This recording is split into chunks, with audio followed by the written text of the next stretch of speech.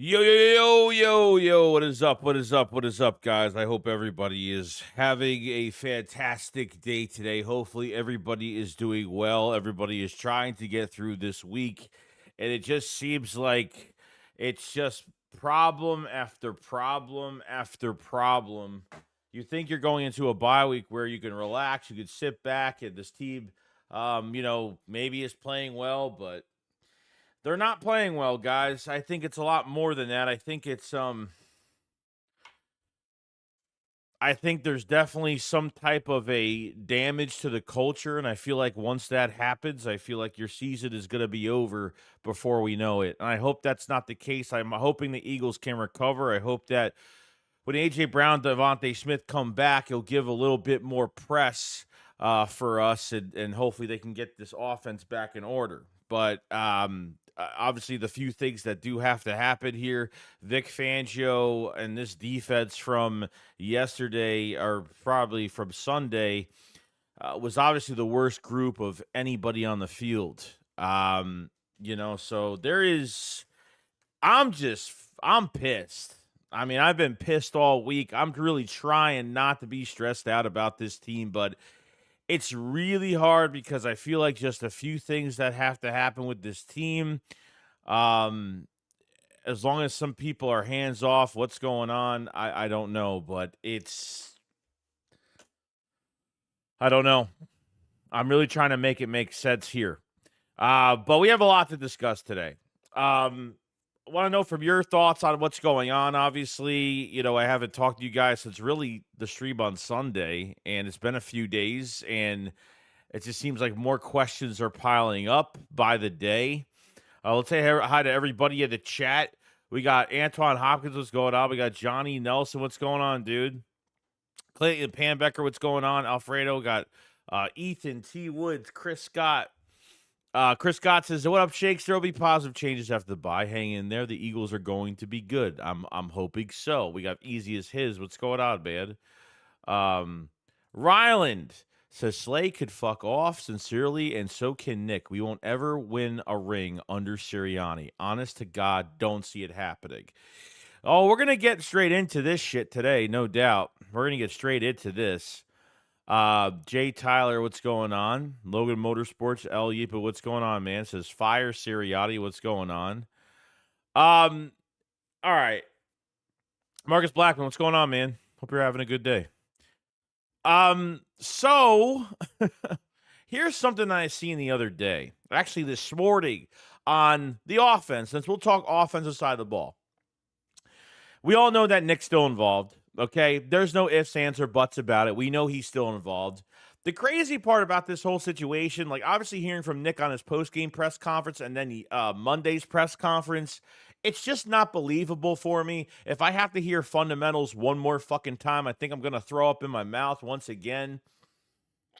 Here is something very, very interesting. Okay, here's something really interesting here.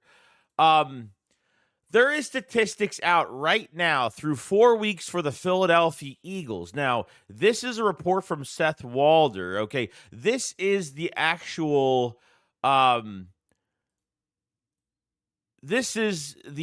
pre-snap motion that we've been seeing. Okay, if there's pre-snap motion and obviously when there's other plays involved, we know that Nick or Kellen's involved with some of these plays, and for what specific game that the offense had more movement and they seemed like they were more normal in those games.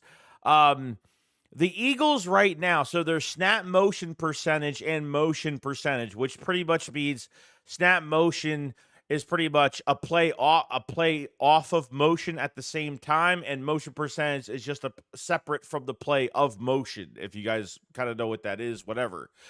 The Eagles are ranked 19th in the league on 22.4% snap motion percentage and 44.9% motion percentage.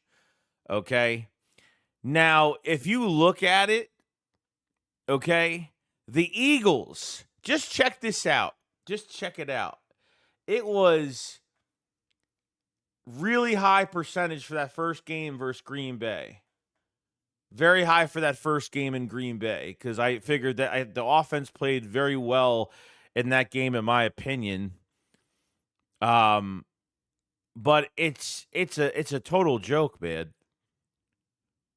It's a total joke. Um, it's you can't even believe it at this point of what's really going on. Let me see here. Let me make sure I'm not losing my place. 22% is not great. 22% is not good. It's really bad. 22.4%. So if you look at it, 22.4% snap motion during the play, pre-snap motion on the snap. Okay. 22.4% is the fucking lowest. The teams behind them is obviously Baltimore, Chicago, Pittsburgh, Buffalo, Arizona, Cincinnati, Denver, Commanders, Carolina, Cleveland, Dallas, Jacksonville, and the Patriots. It's really that bad. And last year with LA, okay? Last year with LA, Kellen Moore was top 10 pre-snap motion. That number is way too low for me to believe that this is Kellen Moore's offense. So that's where I'm at with this. I mean, I don't know how much more proof you need until Nick kind of takes himself out. I'm already done. I'm already done with Nick Sirianni. I'm sorry. I don't believe anything he says. Fundamentals. I'm going to fix this. I'm going to fix that. Me and Fangio looked over every play defensively. I mean, seriously, the defense is even worse. The defense is, the great thing about the defense on Sunday was Brandon Graham. The great thing about the defense on Sunday was Quinyon Mitchell. He only gave up, I think, 2 catches against Mike Evans, which was great. Which is great. But this is, you can't lie about this shit. Chris says, Shake, Sirianni is done with getting involved with the game plan, more taking the total control after the bye. Until I see a report of that, dude, I'm not going to believe a damn thing. I'm not getting tricked. I'm not getting bamboozled. I'm not getting tricked like I was last year. I know the offense was limited and Jalen don't have chemistry with the receivers, but that's what the fuck you have Barkley for. We should have to be a run-first offense to set up play action. How many yards did all the receivers have altogether going into – seriously, after that Bucs game, how many yards did the receivers have?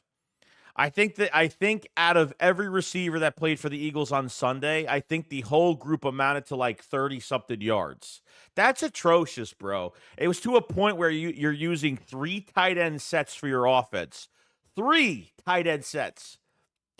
I mean, this is what I'm saying, dude. Like, there's nothing even dialed up for Jahan Dotson, which is looking like a really bad trade right now.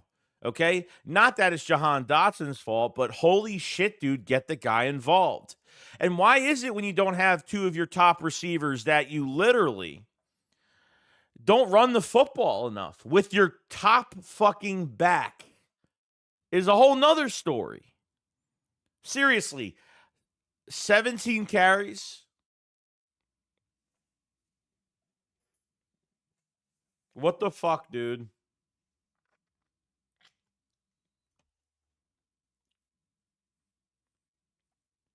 Sorry, 10 carries for Saquon Barkley. The big, what? I forgot. The big 58-yard touchdown. Sorry, the 58-yarder that he had, the first play in the second half, and they took him out in 2 minutes. What is the dream with Kenneth Gainwell in 2-minute red zone? You know what I mean? I don't get it. And if you're down receivers, why the hell are they not using Will Shipley as a receiving back? I don't know, something else. I mean, I don't know. It's either Jalen throws to a tight end or there's no check down. Where's the check downs? Nothing. You don't, and like I agree with Seth Joyner. The post game Seth Joyner talked about what the defense gives you, like seriously, like use the check down. You're not keeping the defense on their heels because they're treating Jalen Hurts like he's a fucking gunslinger, and he's not. He's a dink and dunk quarterback that needs a fucking a supporting cast. Okay? You need a safety blanket. Like, what the fuck is this, dude? Chris, the super chat, appreciate so much, man. He says, yo, Joey, what does it mean, Jalen on a press? We have our moments. You think Jalen will let Nick leave out of the building? Dude, I mean, I think there's dysfunction between both of them still. I mean, that question was based off of like the identity. Like, how are you guys figuring out the identity to this offense? You know, on just decision making in general of where this offense is going. And it's like, we have our moments, meaning that I think they have plenty of disagreements still. 100%. 100%. There's shit going on between Nick and Jalen Hurts. I see it on the sideline. I see when Jalen Hurts doesn't want to look at Nick on the sideline when Nick talks to him. I've seen it in 2 games already while watching the game. Nick is going to hold this team back. Nick is not. Nick, I'm so. How the fuck do you let this guy keep this guy involved in play calling after this fucking downfall last year? Now there's no downfall. This is either going to be going upwards from that. I mean, your next 4 weeks of your schedule, it's like these should be fucking wins. The next 4 weeks.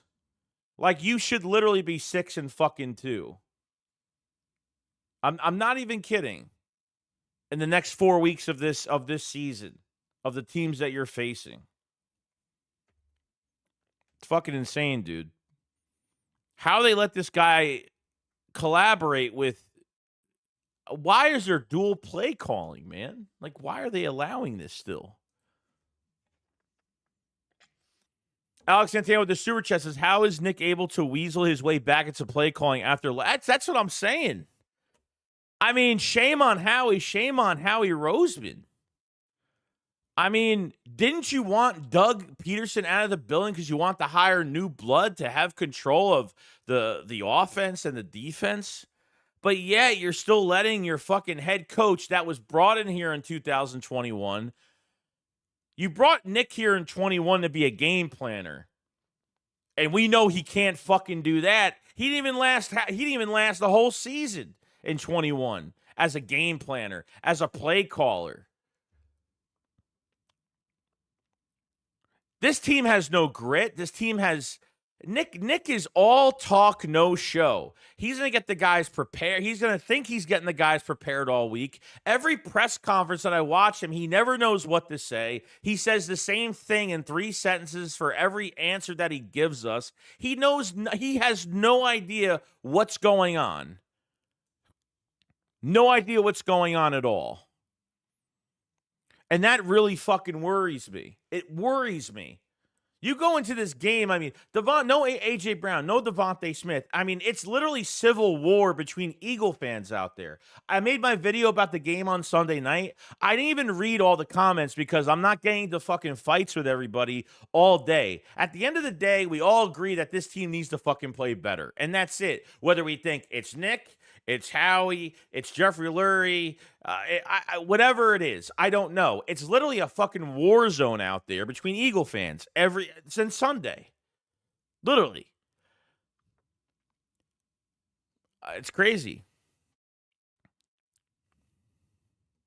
Marcus Blackman says, everybody wants Sirianni fired, rightfully so, but Howie out this mess. No, I mean, look, I think there's some questionable moves that have to be like, Howie, like, why did this happen? And it involves a lot of coaching, the coaching aspect. I know Jalen Carter has a lot of talent. I know Jordan Davis has a lot of talent. I don't think these guys are used correctly. Nakobe Dean, I'm just not liking him at all. Like, if it's not bad coverage, it's missed tackles, and he missed like 6 to 10 tackles on Sunday. Jeremiah Trotter should really get a shot, honestly, because you already have Devin White as a healthy scratch every single week. And just weird how, Devin White is watching the game. Devin White is watching the fucking game, right? On Sunday. and he put out a tweet of congratulating Levante David strip sacking Jalen Hurts. Like, what the fuck is going on, dude? I mean, now it seems like Devin White is asking himself to be cut at this point. He put up a tweet of Levante David, like he congratulated him or said it was a good play by him, and put up the video of him strip sacking Jalen Hurts. Makes no fucking sense, dude. Like, what is this? What is this from some of these players? I don't know. Why are the players acting like this? I've never seen this shit before. Brian Pupper with the super chat. Thank you so much, my friend. Says Joe, I want to two-piece Jalen Hurts and Nick Sirianni. I would steamroll both these clowns. I would chuck both these bums off the ship. The one thing that we have to look at here is this. It comes down to the coaching aspect first. Jalen Hurts isn't going anywhere, okay? He will play out the rest of this year. I don't want Jalen Hurts benched. I don't want Jalen Hurts traded. I don't want none of that to happen right now because I feel like he should play out the whole entire year. We have seen Jalen Hurts play at the top of his game behind a specific offensive coordinator that knows how to use him with a supporting cast. And I feel like, of course, I think you perfectly have to put Jalen Hurts in a really good situation. I've seen him play at the top of this game. We've all seen it. Okay, but I feel like every single game we go into, I don't know if they're even scheming plays up to give Jalen Hurts a rhythm. It's literally just random plays. It's 3 passes every fucking first series, 5 3-and-outs. 5. How do you go to 5 3-and-outs? Throwing the same fucking pass to the right sideline that's literally uncatchable. The same pass, uncatchable. I think Shane Steichen was the biggest mistake leaving Philadelphia. Ever since then, it's been Nick's ego, thinking he could still do what he does. You know what I mean? We haven't seen Kellen Moore control this offense 100%. I'm sorry, but I watched a lot of tape on the fucking Chargers last year, and it didn't look like this. He had a battered LA team last year. Battered, hurt, quarterback was hurt. He literally had one wide receiver. Keenan Allen had his best fucking season of his career last year. Ran the football. Receiving game with the running backs. 85 yards for fucking Saquon Barkley? What the fuck is that, man? Like, that's just disrespect at this point. Like, with Saquon Barkley, he should be, because of how talented he is, he should be getting $140 plus every fucking game. And with both your wide receivers down and out, not only did you not even try to accumulate some plays for your other guys that equal to 30-something yards between all the receivers together, but you're throwing the ball over 30 times. But Marcus Polk said it at the bottom of the screen. He says, Kellen Moore plays only look and play after halftime. That's not how it can't be. It can't go like that, man.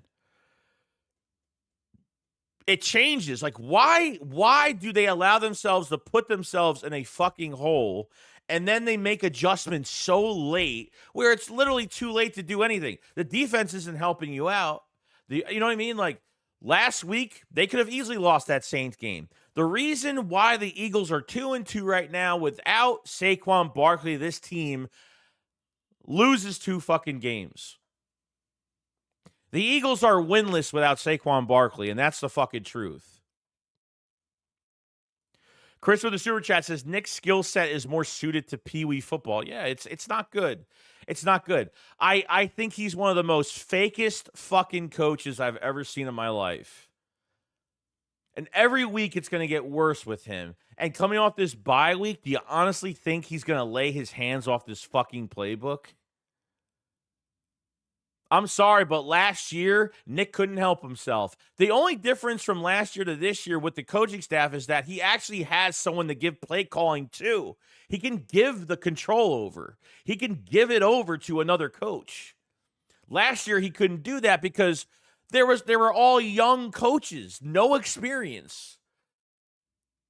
You're allowed to bring in an at least an offensive mind that can like literally this is Kellen Moore's fucking dream to have this offensive roster.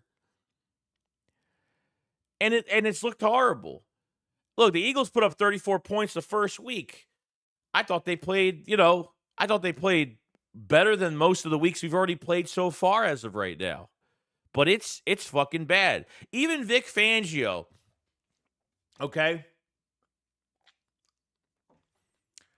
Baker Mayfield is literally releasing the ball the fastest out of any quarterback, 2.2 seconds. That is fucking insane, dude. Every dump off, check down pass to a running back, 7 to 9 yards, not even touched. Fangio's like, we had to play tighter. I know we had to play tighter. It's like, if you need to play tighter, your corner's off 10 yards off the ball. Why did you wait after 3 scores or literally an entire fucking half to do that? Missed tackles, no sense of urgency. Mentally, they weren't even ready for this game. They looked dead in the water, no pressure. And then the second half, you play your corners tighter, and then you're playing soft zone coverage. You're playing heavy zone where you're letting receivers off the line. They're literally passing by the corners and getting to the linebackers and finding big open space for big chunk yards.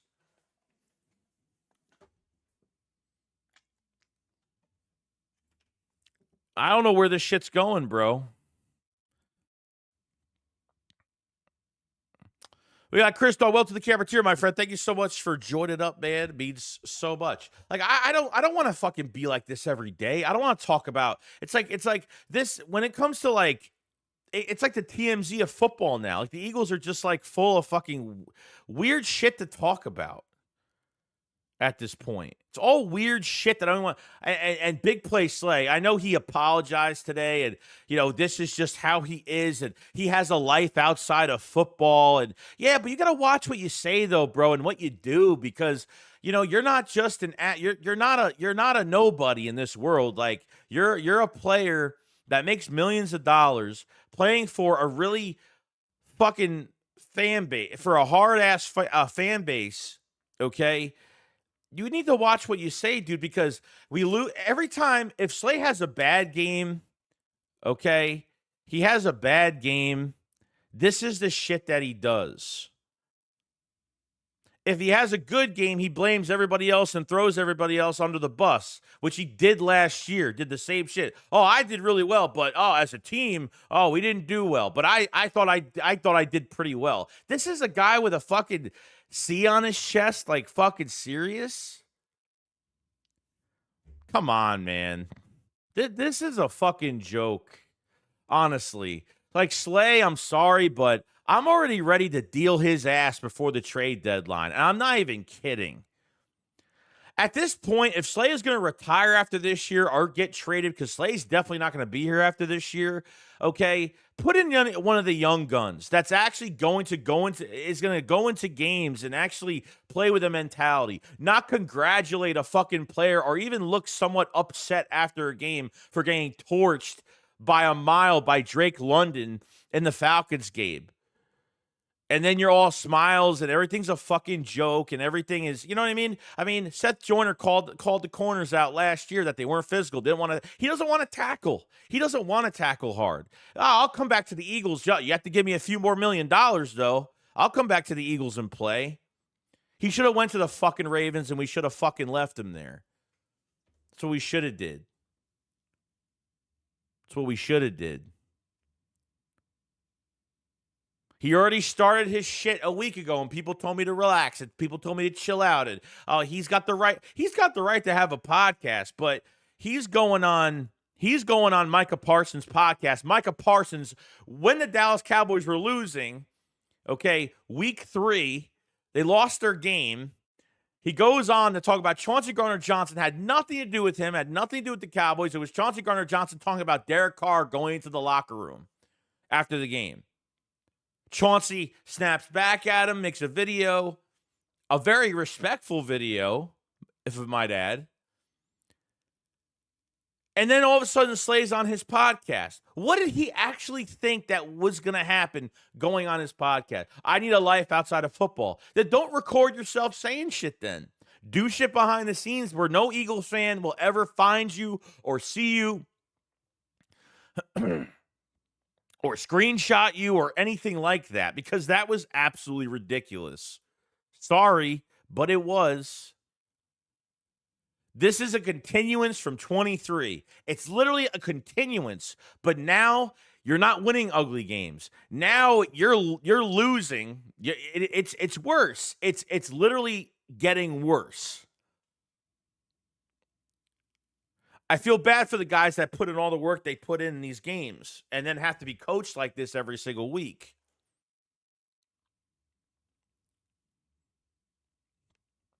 Fucking crazy, dude. Jake Hensler says, Joey, Brian Baldy said on the Anthony Gargano show that Jordan Davis is not starting DT in the NFL and doesn't impress him at all. I don't think they're – look, at the end of the day, guys, like, they're not rushing as a unit. Their edge guys fucking suck. They didn't run enough five-man fronts, and it's hard to run a five-man front because then you just leave Nakobe Dean all by himself at linebacker when you move Zach Bond to the edge. But you had Mike Evans and you had, obviously, Godwin to deal with, okay, in this game. I wasn't really afraid of Tampa's running game at all this past week, but they really didn't need to even run the ball at us at this point. We have no protection on the edge. When we started running the four-man, they were just double teaming both Jordan Davis, Jalen Carter. Edge guys have the one-on-ones, and our edge guys suck. They can't do anything. Jalix Hunt came in for one play, and he literally fucking almost disintegrated a tight end. And Jalix Hunt hasn't got any fucking playing time at all. That was his first snap. That was his very first and only snap. Then you saw Ben Van Simmeren play fullback. Like, what the fuck are they doing, dude? What are they doing? Jalix Hunt needs to play. I'm sorry, he needs to play. You're getting Sidney Brown back soon. Cooper DeJean, apparently from Vic Fangio's press conference, Cooper DeJean is slated to return to be the inside corner. It's his time to shine. Avonte Maddox is fucking dog water, horrible, not going anywhere, just horrible. Absolutely horrible.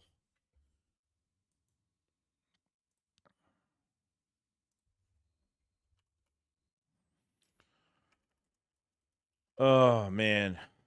I swear to God, I have another video coming out tomorrow that's already done. That's already done. On more shit that's happened. Stick says Slay lost all my respect. I don't like it. Cedar Gary Head with the super chat. Thank you so much, my friend. Says the money says Gann on Steichen. My money says Gann on and Steichen both sitting back laughing. Gann has Arizona players hyped as playing for him, and Steichen has Flacco looking good. Like, dude, this is what I'm saying, dude. Like when Gannon came back to Philadelphia with the Cardinals. When we were at home, look how aggressive he was. I know for a fucking fact. Why has Nick kept this defense, literally the same defense, the last few years? Why is he obsessed with this fucking defensive scheme? I don't get it. And he's trying to get, now he's got the master. Now he's got the master at it. He's got the master game planner as your defensive coordinator, experienced for 30 years in Vic Fangio. Okay. I think Steichen was held back. I think a lot of these coaches were held back, except Sean Desai. Sean Desai was just another puppet, as well as everybody else has been another puppet from the Philadelphia Eagles. It doesn't shock me, Gearhead. It doesn't shock me at all. I know other teams are playing great. Let me tell you something. If the Eagles get to 2-4, they're done. They're done. Because you lose against Cleveland, against one of the worst fucking offenses. And then if you lose that game and then you play the Giants and you lose against the fucking Giants, that's the cherry on top. My gut feeling is they're not fixing a fucking thing, and Nick is going to continue on doing the same shit as usual. Adam with the sewer chat, thank you so much. You guys are so generous. I'm gonna be. Oh, hold on. Uh, Adam with the super chat says, I'd be happy if when Slay is gone. We need to get young guys reps. Just imagine Q, Coop, Ringo, etc. as our corners out with the old and with the new. I think Slay has done enough. He's been here long enough, especially this year, to teach the younger guys and be with them. I think it's really time. And honestly, I don't even know if it's really because of. I don't know if it's honestly because of everything that's happened with him.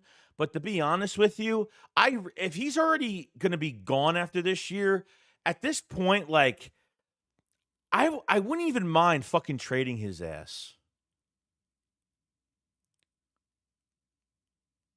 Yeah, don't spam, by the way. You spam, you're going to get timed out. I wouldn't mind trading his ass, to be honest with you. And honestly, you're letting Jalen Hurts play the rest of this year, and you're seeing what happens.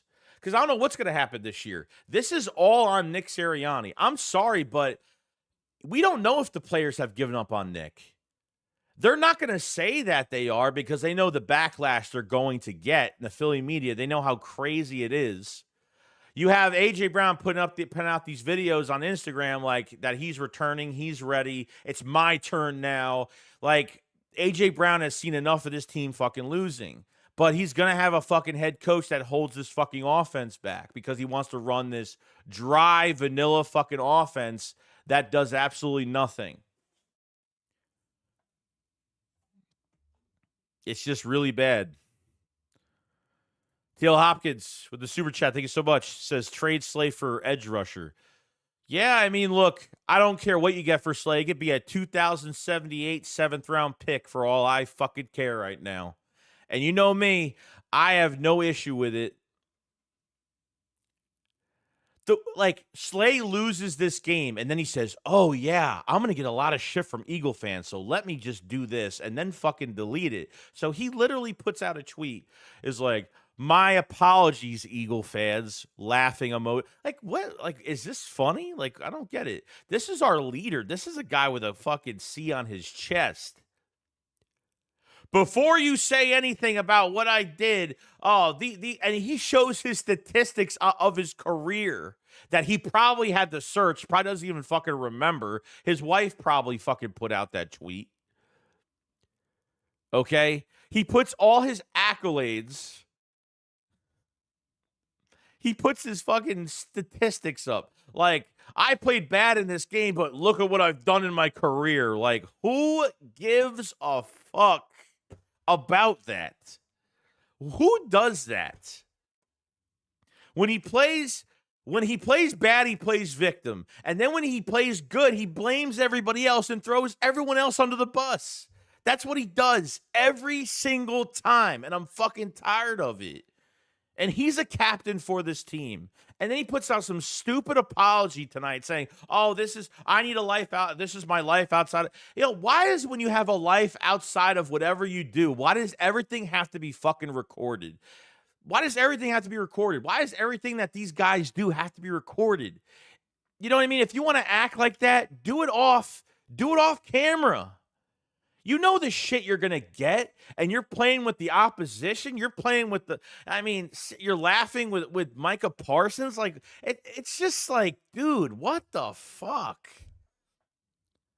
At least if you did a stream with Micah Parsons, you're talking about Chauncey Gardner-Johnson. Like, you're not even talking about anything else besides the game and Chauncey. Not even like other receivers or talking about the other teams or, I don't know, just being a little bit more creative. But like, what the fuck, dude?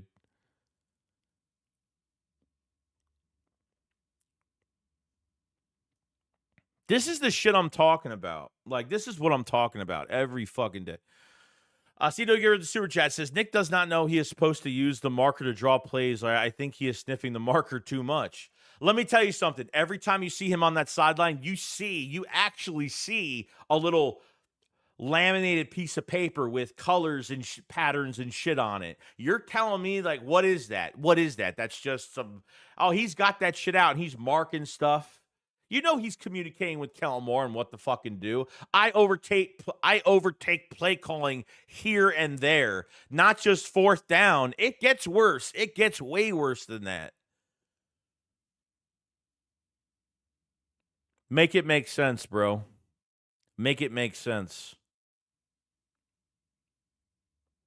Unreal, bro.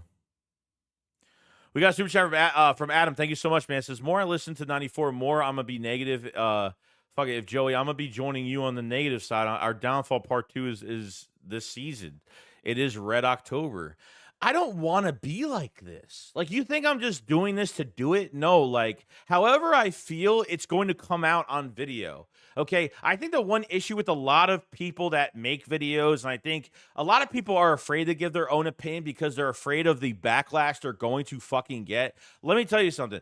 I don't care if a video gets my video taken down. I don't care if it gets a million fucking dislikes. I don't care. It means nothing to me.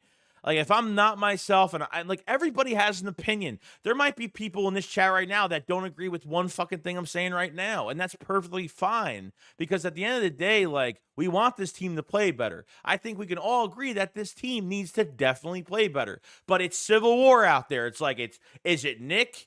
There's Eagle fans that say it's Nick. There's Eagle fans that say it's just Jalen Hurts, or it's more execution than coaching.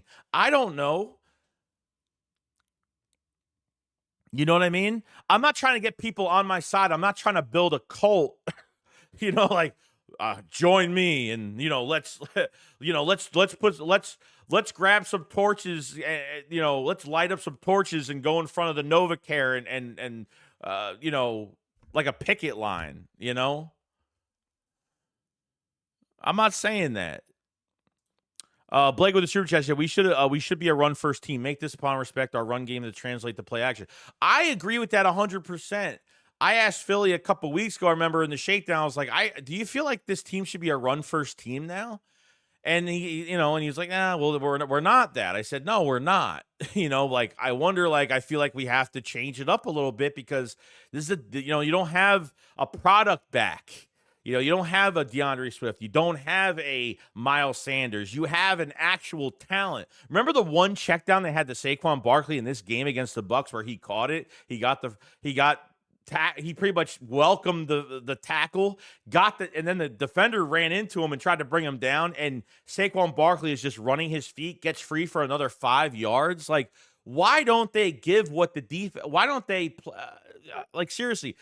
Why don't you act on what the defense gives you? Because if you're just gunslinging downfield, gunslinging, no checkdowns, no nothing. At least if you check the ball down, you make the defense worry about that check down. So maybe somebody will cheat up on the defense or something. But they're not doing that. They're not making anyone cheat up at all. You're not making that fucking defense one-dimensional at all, or worried about other things.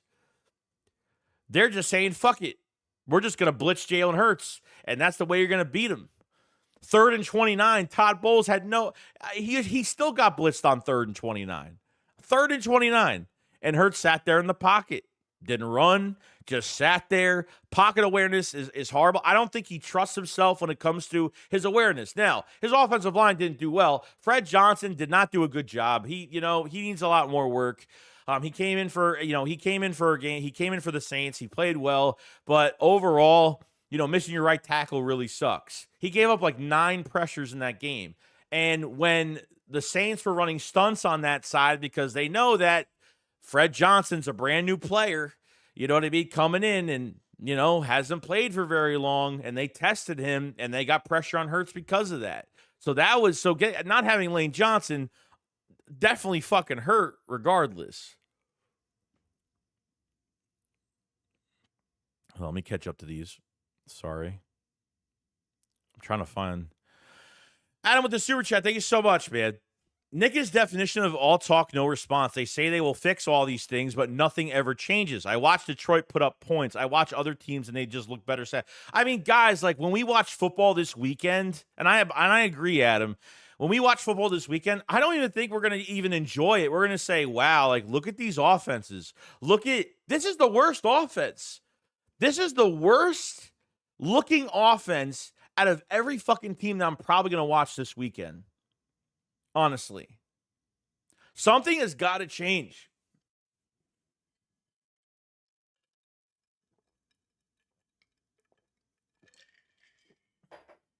Something has got to change.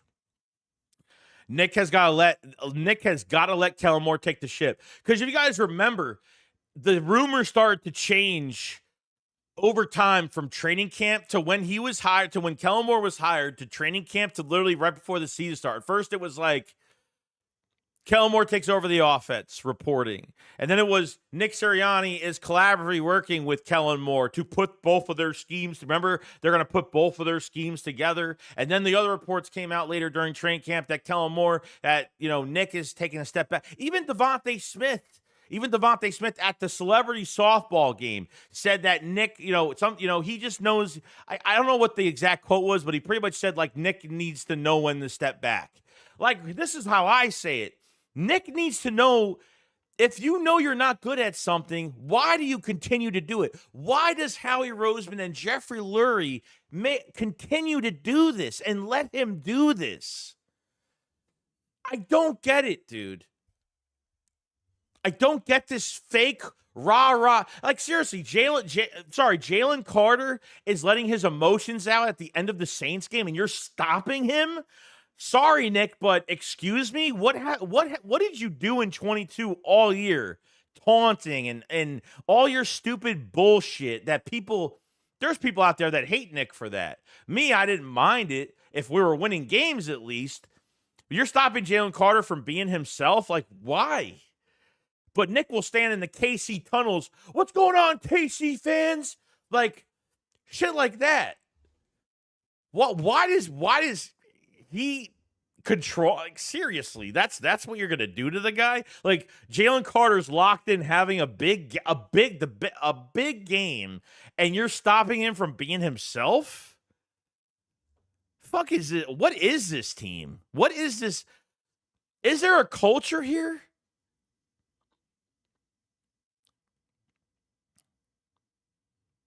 It's crazy, dude. I'm going to make sure I'm not missing anything here.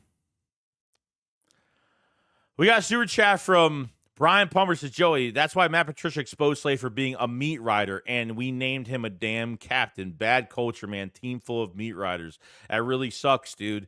And I actually threw that in my video for tomorrow about Matt Patricia and, like, Matt Patricia and his big issues. And honestly, now you really wonder, like, why Belichick and why Matt Patricia, when he became the head coach of Detroit, you wonder why. Not that it's a dictatorship, because I like that Jeffrey Lurie likes these guys to express their personalities, and that's perfectly fine.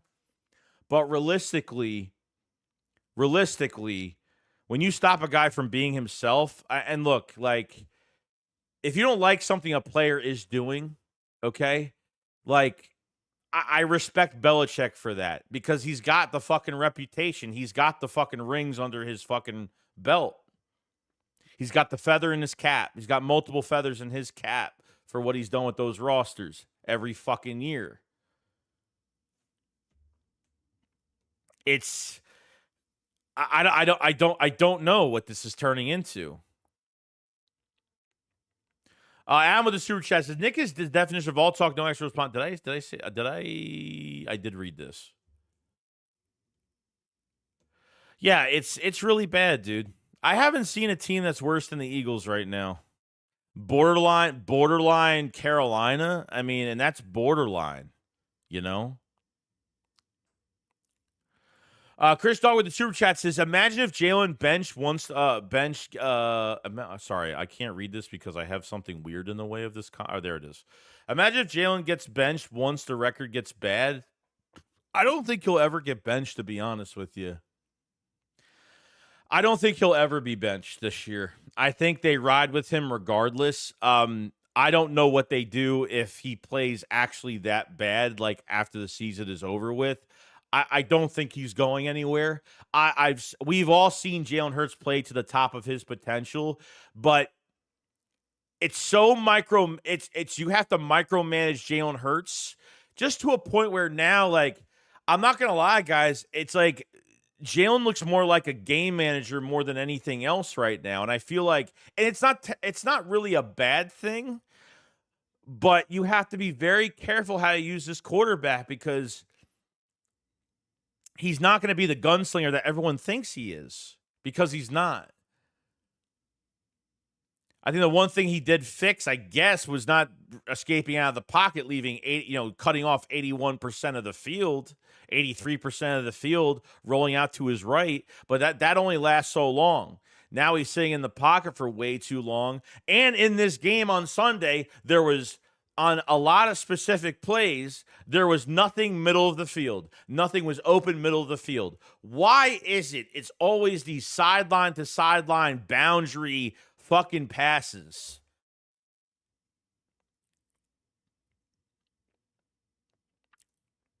Chris Caldwell Super Chat says, we hired 2 one-year wonders back to back. Sucks, dude. Chris Dogwood Super Chat says, imagine if Jalen. Oh, I already read that. Sorry. Brian Palmer with the Super Chat says, Joey, look at our captains. Name one guy on the loss besides BG who doesn't sound like they are whispering. We have too many betas with the C. Yeah, I mean, Devontae Smith should have a C on his chest right now. I don't even really care about that, to be honest with you, but man, dude, like, there's really nothing else to say about it. I mean, if Howie, this isn't just bad. This isn't just bad for Nick and how this team looks, but you have to go upstairs and look at Jeffrey Lurie and Howie Roseman that has meetings with Nick every week. What are these conversations every week? What are the excuses that they're letting Nick keep doing this every single week? That's my biggest problem. If you need to make it, they're going to make a change before it's way too fucking late. They're going to make a change as soon as the downward spiral is as soon as they lose like the next 2 games after this bye week. Because the Eagles look fucking sorry coming off bye week. Sorry, but they do. And the last thing that this team needs is fucking taking more time off. Because I'm telling you right now, like, if this quarterback plays bad this year, this coach plays bad this year, you're getting a new head coach. Whether it's Mike Vrabel, whether it's Ben Johnson, one of those two, and a new defensive coordinator that has more of a fucking aggressive approach. Because if this defense flops for another fucking year, I don't want to run it another fucking year. Going to a 5th year running the same fucking defense? Why? And if Jalen Hurts plays bad this year and he plays with a new coaching staff next year that's bad next year, then you're going to be looking at Archie Manning in a few years. And then you're going to have to start trading guys. You're going to start getting first-round picks and getting prepared when Archie Manning comes out of the draft. That's really my plan. But to be honest with you, I'm perfectly fine trading a player or two, whether it's Bradbury. I want the youth to be in the building. I want that number 1 corner spot going to Quignon, and I want that number 2 perfectly changed. I think Isaiah Rodgers will hopefully give us more. He won't act like that fucking asshole that fucking jokes about it. He's a different. Oh yeah, he apologized today. He's a different personality. He doesn't react the same way as other players react.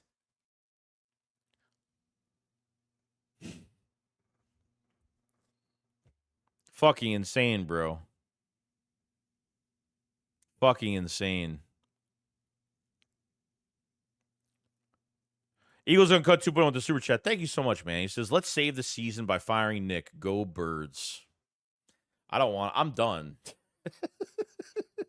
I'm fucking done with that guy. I am finished. He's a fake. He's like the guy that will tell you that won 5 Super Bowls and you have no idea who the fuck he is. Like, he is the fakest fucking coach I have ever seen. And for Howie and Jeffrey Lurie to allow this bullshit, they should be ashamed of themselves. They should really be ashamed. Howie Roseman should be more pissed off than anything. It's like, man, I'm bringing in players. I'm creating this roster, and this is how they use these guys. And this is how, I mean, really, like, where is...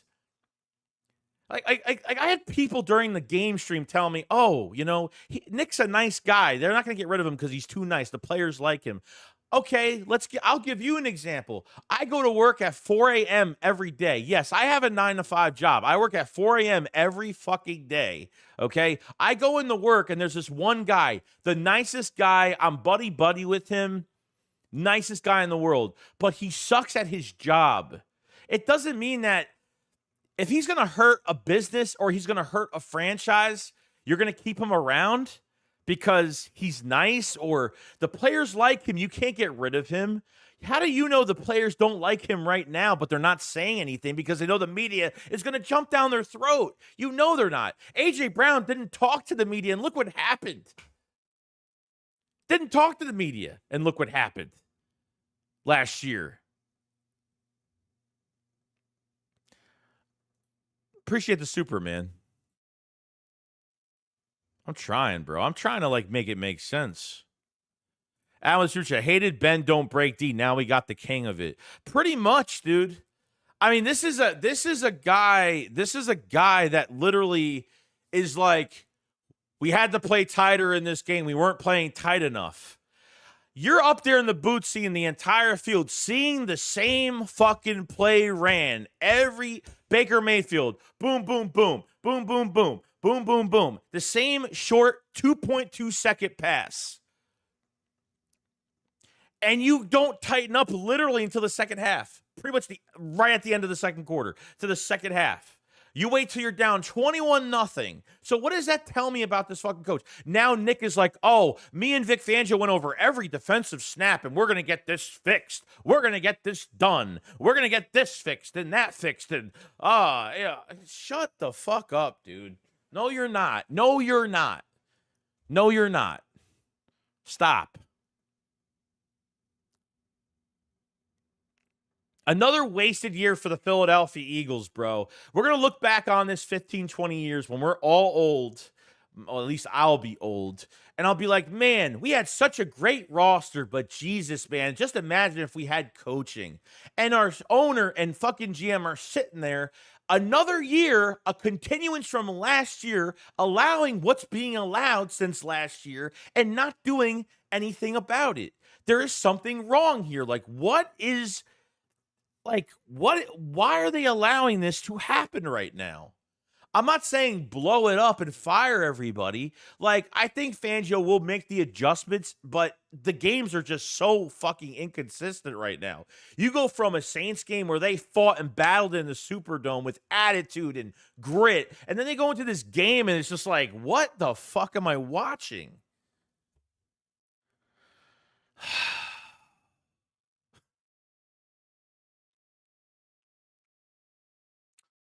I don't get it.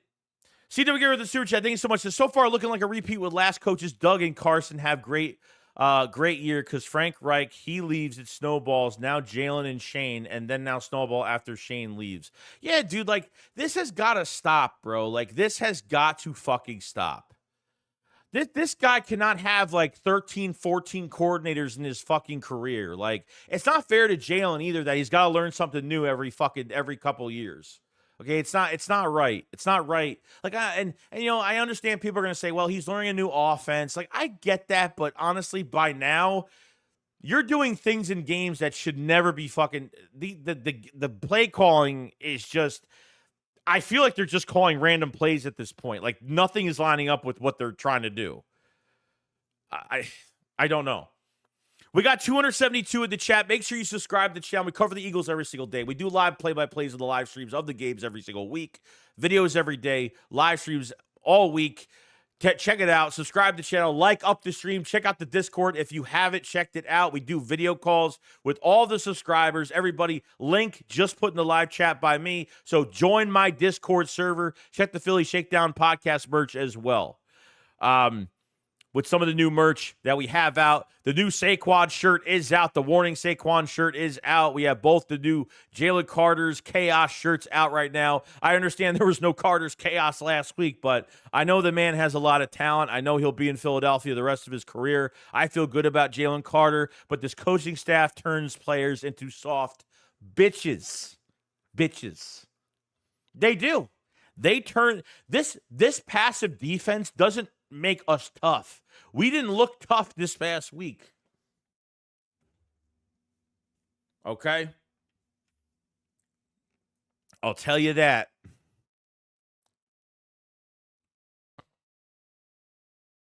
No, Rodgers doesn't play the inside. I think one of the biggest mistakes how using Isaiah Rodgers in the offseason program was they didn't put him on the inside, and he can't play on Slay's side.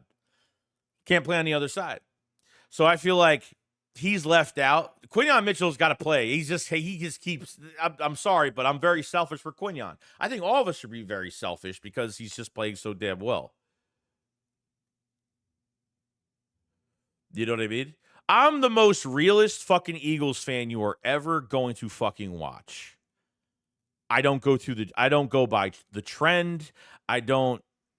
And this isn't bragging. This is just, man, you don't want to get bullshitted every week. Welcome to the channel. Welcome. I'm trying to catch up here. I'm so sorry. Brian Palmer with the super chat says, we have a kicker with the captain's patch. Who is he motivating? You smashed the opposing QB. And behalf of Jake Elliott, fire this team into the sun. I love that verse. We have a kicker with a captain's patch. Who is he motivating? Yeah, I think it's Sirianni's one of Sirianni's favorite fucking players. That's what I take from that. You know, that's what I take from that. You guys make me laugh. I'll say, like, if you want, you guys, I might have the worst day talking about this team, but let me tell you, like, you guys make me feel a lot better just by us joking about stupid shit. Adam with the super chat says, Nick uses coaching suggestions when playing Madden. Probably. I don't know why we lose our coordinators all the time. Like, guys don't want to stay. But guess what? The only remaining, because they're all scapegoats, because they're all controlled. They're all controlled. Who is the remaining factor that's still in the building? What is the one change that hasn't changed every single year since 2021? It's been this fucking head coach.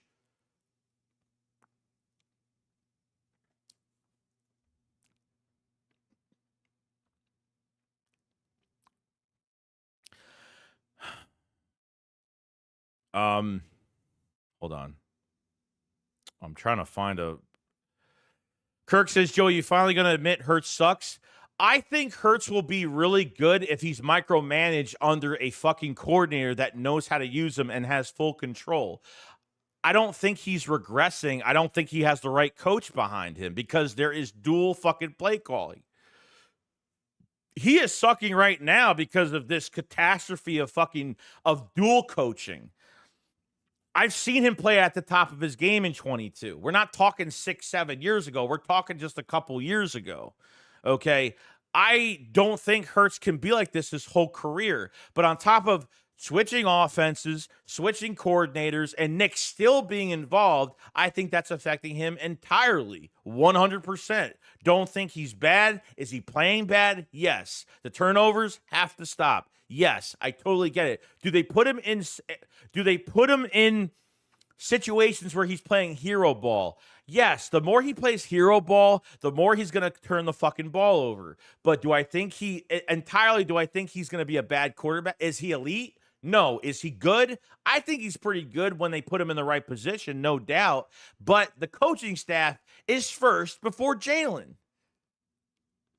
Because it doesn't matter whatever quarterback you're throwing in there is going to deal with the same shit behind this horrible, this multiple controlled fucking offense.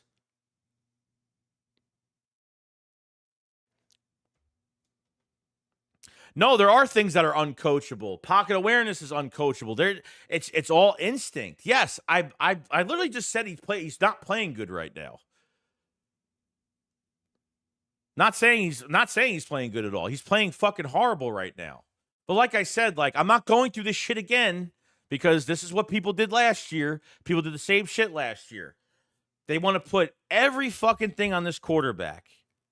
Yes, Jalen Hurts takes a lot of blame, but it can't go to one fucking player only and one coach only.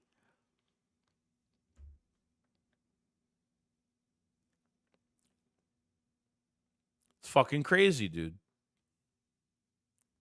It's fucking crazy. So, the super chat says, "What's Nick Vermeil up to these days?"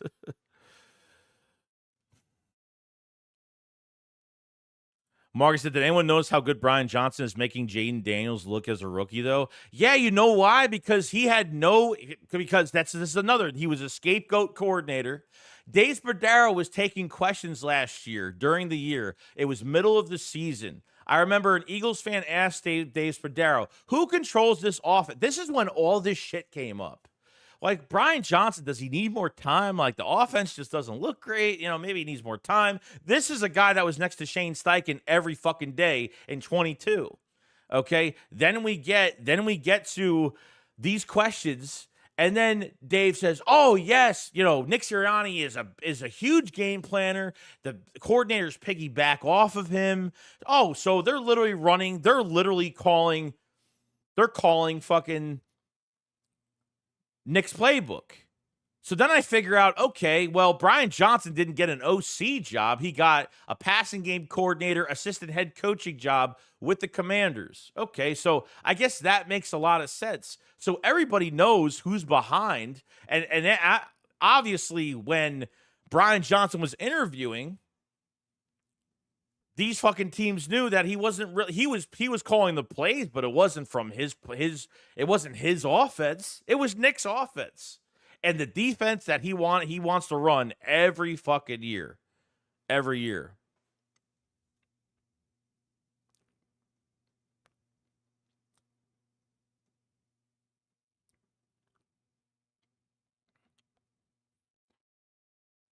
It's crazy shit, bro. It's make it make sense.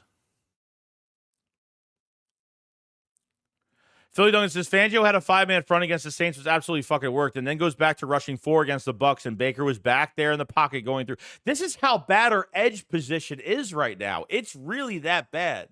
That's why Jalix Hunt needs to get playing time. Needs to get playing time. You know what I mean? It's bad, dude. Because with a 5-man front, at least across the line, when you have the 5-man front, Zach Ball on the edge, Nakobe Dean is your only linebacker, you have one-on-ones across the board, which makes it a lot easier. But you only have one linebacker. And and they did a good job against the Saints there. They were more aggressive because they had more of those one-on-one matchups, and everybody played pretty damn good. With the 4-man, now you're getting doubled on Jalen Carter, you're getting doubled on Jordan Davis, and all they have to do is take on the one-on-ones on the edge. Brandon Graham, Nolan Smith, no Jalix Hunt, Josh Sweat, nothing.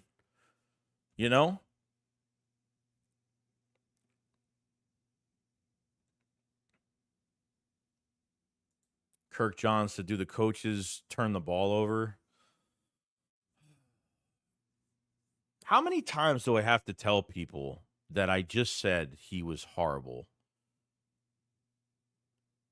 And nobody fucking said he was the only dude. Have you been? Did you hit your fucking head like, or have you been here the past fucking hour and 6 minutes? Because I think I've said that you can't just blame one coach and one fucking player. Did I just say that Jalen Hurts is playing horrible right now? Didn't I just say the fucking turnovers need to stop? Like, does everybody have fucking amnesia? Like, what's going on? Really? I guess people don't fucking hear me. I don't know. I guess not.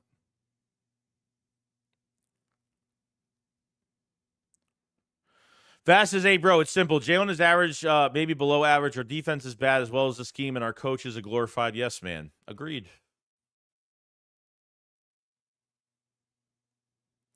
Dutton says, just face it, Hurts has always been a turnover machine. Yves says, Hurts is frustrated with Chiriani.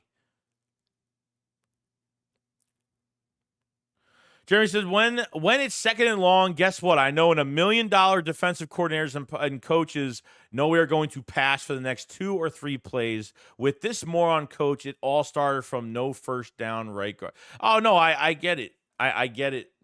Second, third, and short, man, they don't want to make things simple. Like what happened to the short passing game. Kellen Moore's offense is all about short passing game, pre-snap motion, getting the running backs involved. So it's just to a point now where it doesn't look like that. I've seen the LA Chargers play under Kellen Moore last year, and it looks nothing like this.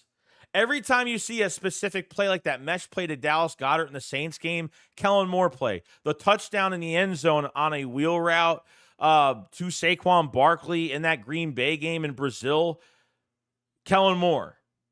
Kellen Moore. We don't throw to running backs under Nick. We don't run. We run with Kenneth Gainwell under Nick Sirianni, though. Why in that moment where it's 2-minute offense, and you put in Kenneth Gainwell, okay? You put in Kenneth Gainwell, and you already made your offense weaker. You're acting as if putting Gainwell in that 2-minute drill makes your offense better, or they're going to fear that lineup that you have.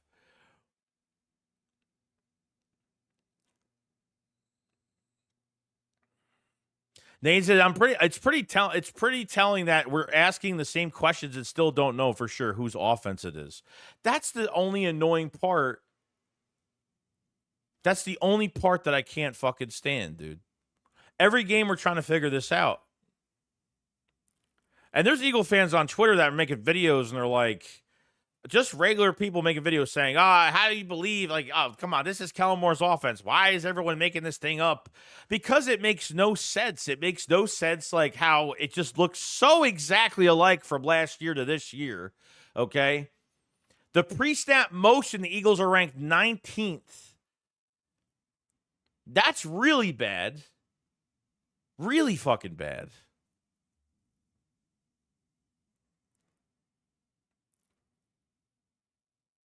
Mouse says, how do you guys think this ain't on Sirianni is a joke? Joey, you know Nick is behind all this. We all know. I'd be shocked if he's not. I would apologize to Nick if literally Kellen Moore is doing all this. I swear to God I would do it.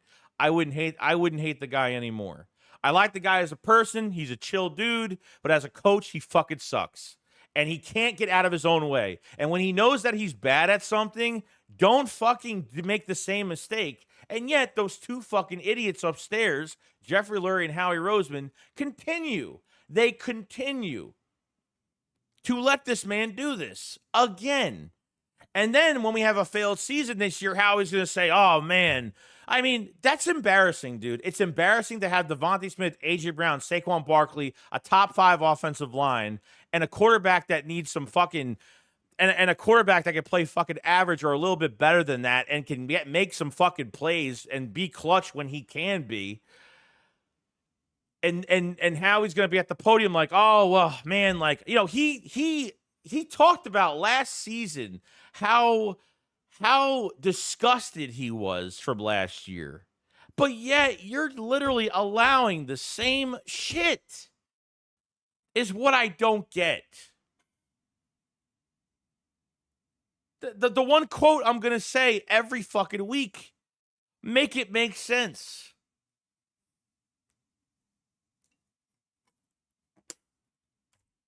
Make it make sense. Really, dude.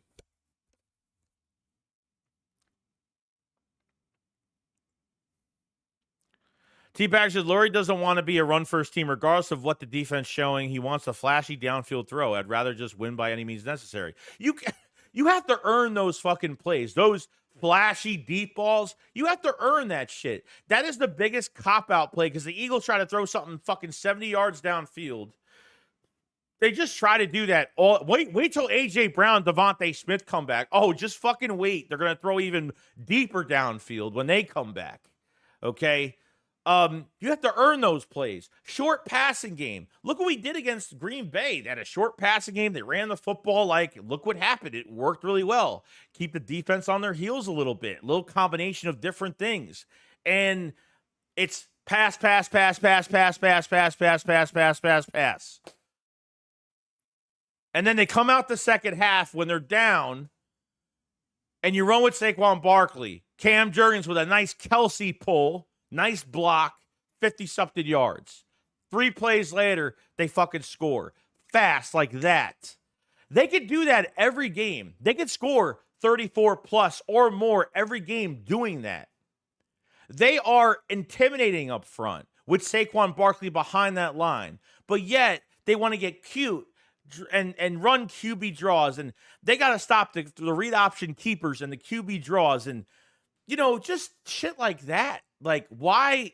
I feel like if Hurts is going to extend a play or scramble, he should do it naturally if the play isn't there, because I feel like he makes more plays when it's not actually intended to be in your offensive playbook.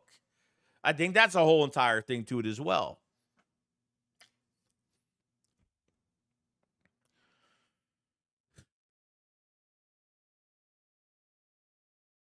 Hold on. Where the fuck am I? I was lost for a second. Kirk says, don't get me wrong, Sirianni is trash, needs to be fired, but far from the only problem. Oh, 100%. I mean, at the end of the day, dude, Hurts isn't getting fucking traded. He's not getting released. He's not. We're stuck with Hurts.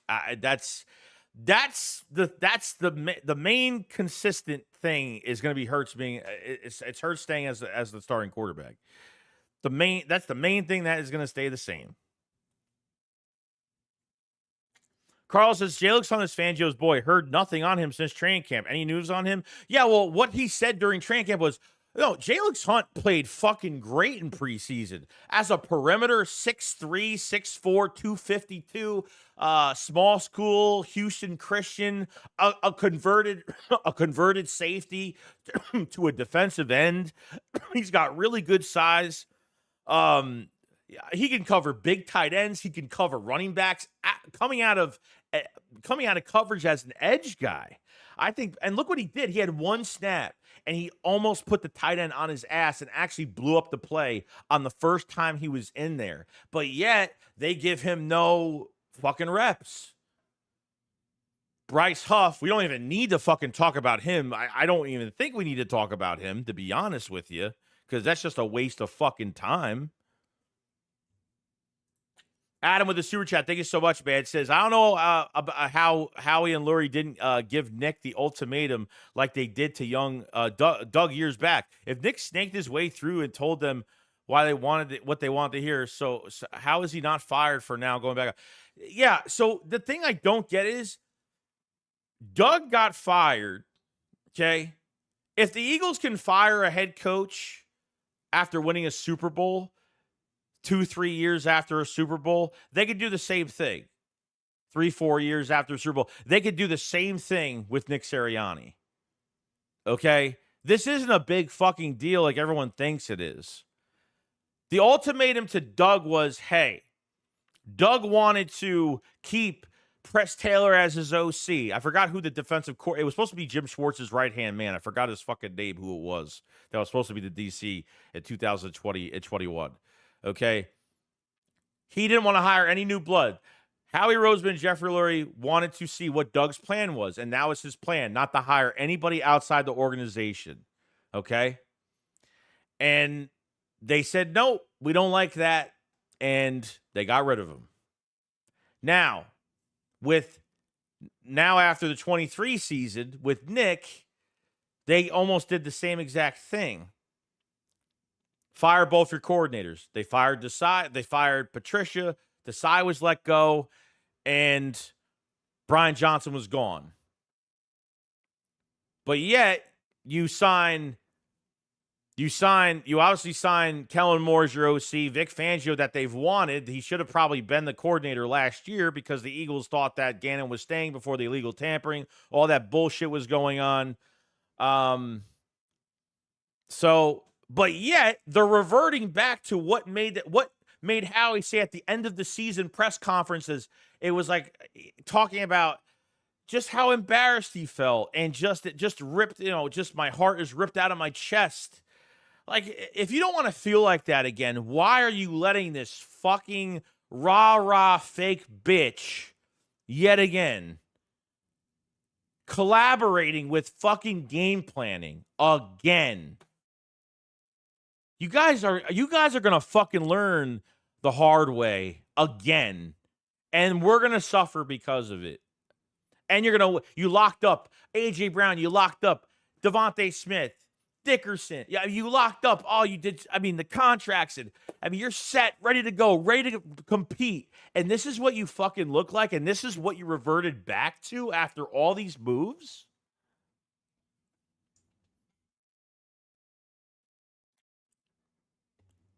Unreal, bro. Sorry, I'm slow on the supers. I am sorry.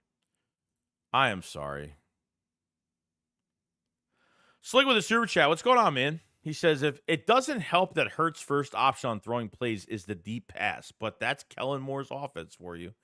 If it is Kellen Moore's, or it's fucking Jalen Hurts, or it's both. It's either that's how Hurts plays, or if there's no check down, or if it's an empty back set with no security blanket, or it can be a multitude of things. A multitude of things.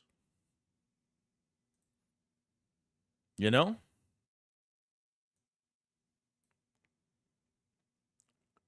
Elias says, let Hurts be him. They're trying to make him who he's not. Yes, I believe that. Why do I feel sometimes they say, hey, if I don't even know. It's like I'm really trying to figure this out. And it's like so hard to figure this out. What's going on, Matt? CW Gear with the super chat. Thank you so much, man. It says the front office of this team is literally the kid you tell, don't put the fork in the outlet. And they keep doing it and then wonder why they get shocked.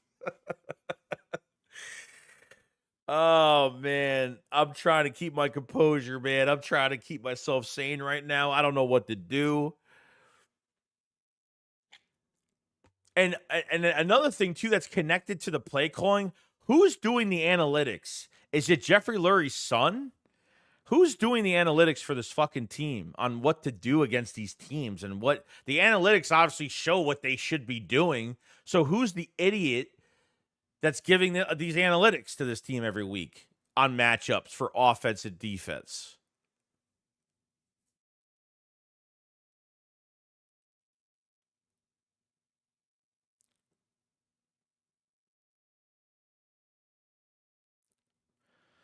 We got Darth Revan, man. Appreciate you joining the camper tier, my friend. Thank you for joining up today. Appreciate it so much, dude. And we have 255 in the chat. Make sure you subscribe to the channel. We cover the Eagles every single day. Make sure you subscribe. Make sure you like the stream. Make sure you join the Discord. Link is in the live chat right now. Definitely check it out. That's my official Discord. We have almost 300 members as of right now. We do Eagles chats every week. I will video chat with a bunch of subscribers, the community, talk football every single week. I haven't figured out a date and time yet. We just did one yesterday, so maybe we'll do it every Monday to talk with everybody. So definitely check out the Discord. Definitely join up if you guys have it and say hello. Any NFC East fan is welcome. Just accept the rules, pick your team, and join up. So appreciate it so much. Darth Fred with the super chat. Thank you so much, my friend. He said a lot of times it seems like Sirianni has control the first half and Kellen Moore has the second half. Yeah, no, I agree 100%. Both halves look completely different every single game. It's like Nick puts us in the biggest fucking hole possible, or we're literally not producing anything. And then the second half, not saying that the second half is amazing, but I definitely see a lot more changes in that second half. Obviously, the big example is running with Saquon Barkley on the first fucking play, and it turns into a touchdown. It seems like everything Nick tries to put his hands on turned to shit every single time.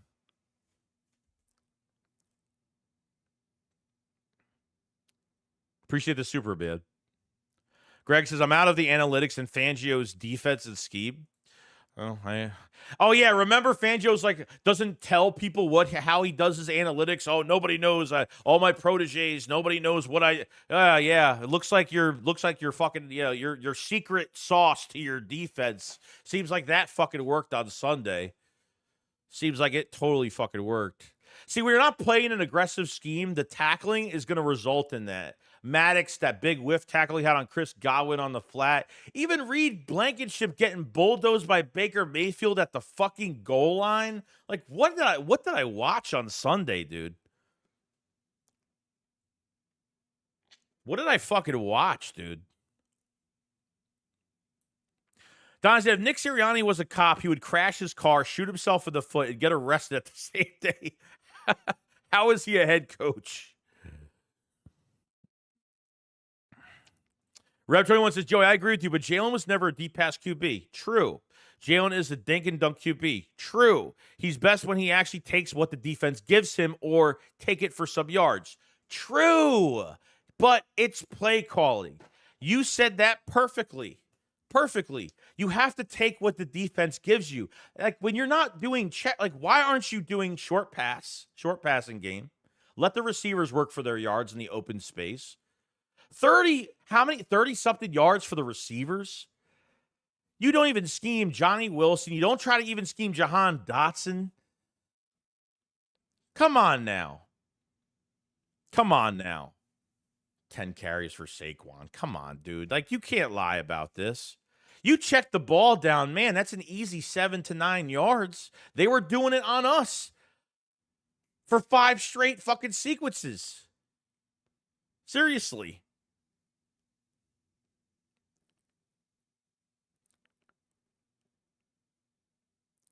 Turtle said the Eagles' analytics are flawed defensively. They believe that it is good to allow other teams to complete short passes all the way down the field because they might make a mistake, but QBs get into a groove. Yeah. I totally believe that.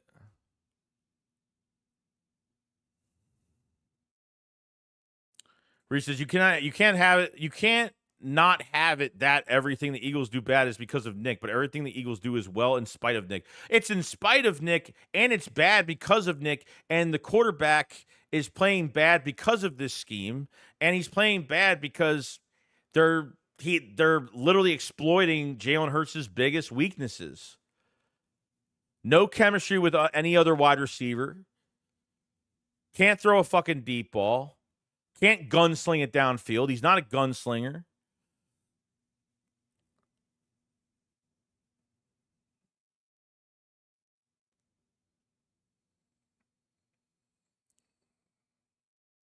Doesn't says you watched a better team win. It's just that simple. Deep Voice says, BJ, honest, Joey, have you called this team bums before? Yeah, of course I have. Of course I have. After they lost to the 49ers last year, I said, I'm just going to let you guys know I'm going to turn to a different fan that no one's going to like because I'm going to be very, very truthful. I'm going to be more truthful about everything that's going on. And, people didn't like it. Maybe Kelsey was the true QB. Yeah, we saw the news that Kelsey was taking a lot off of Jalen's plate on some of the calls. And that's a little alarming too, because man, like you're talking Jalen Hurts going into a later year in his career, and he's not even taking the bulk of what he's supposed to do as a quarterback, getting paid all this money. That's kind of, yeah, it's kind of bad.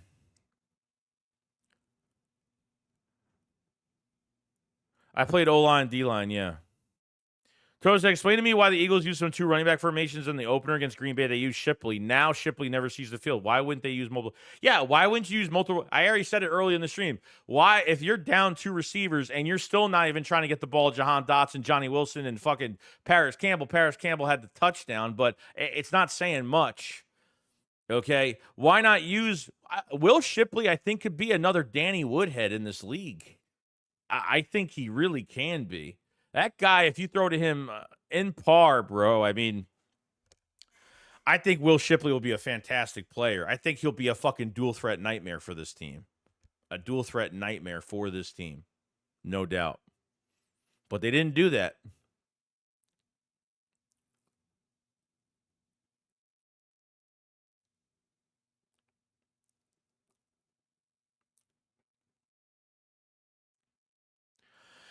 Roll Philly Dogs. If you think Hurts can't throw a deep ball, you didn't watch 22 or 23 first 11 weeks. Well, yeah, I'm not saying he can't throw it, but I think with good protection, he can throw it. I don't think route combinations are great. I think it's up and down with him. I think when he's not in a groove, I feel like he's off.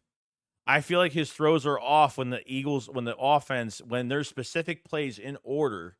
Okay, you want to have your scripted plays in order that's going to get Jalen Hurts into his groove, more comfortable, and obviously for him to sling it. I don't think he's got the most perfect fucking deep ball in the world. I don't. And yes, I've seen him throw good deep balls, but is it consistent? No. Even this game, I don't think he fucking played well when it came to the deep ball. So obviously it comes down to coaching. It comes down to getting Hurts into a rhythm, which they fucking don't do that. When it's pass, the defense ain't fucking scared. Jalen Hurts is going to be more on his heels the entire game for that reason. Not that he can't throw the deep ball, but you don't have this quarterback into a fucking groove. That's what's going to happen. He's going to look way off, and he does. CW Gear here with the super chat says, Rudy. Sorry, I had to try and lighten the mood. Yeah, I get it. Like, everybody's upset. People are going to call me an idiot. I don't, you know what I mean? I'm not no football fucking guru, but I could tell, like, what's not working.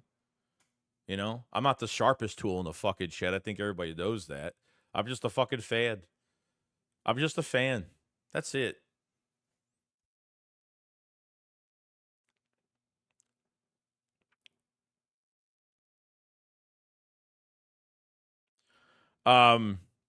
Obey Crazy. I think Kellen came in to call Nick's offense, and Kellen just added motions to the offense. What do you think? Yeah, when Nick takes over the first half, if that's the case, all it looks like is Nick's offense with the pre-snap motion. You know what I mean? Like, how many times did we see, like, the first few games, like, Britton Covey would be in motion, like, almost every play, and, like, even, like, he doesn't even get the ball off of motion. I don't know. It's just weird. Some of it's really weird. I don't know.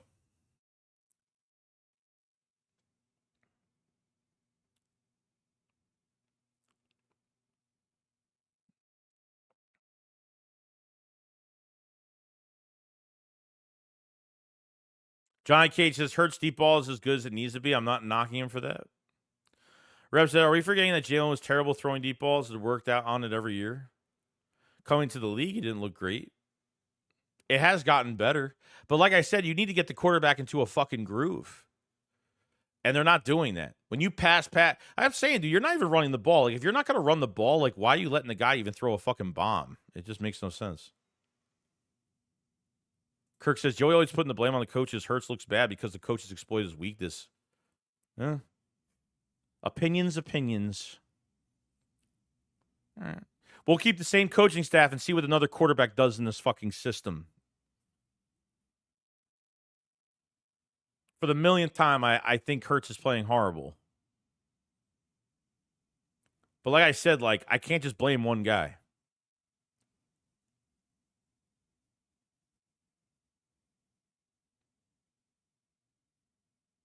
I think it's both, dude.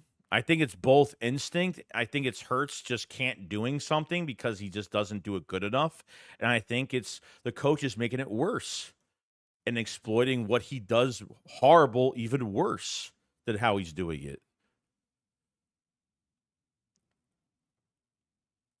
Which, why does the front office like the Fangio scheme?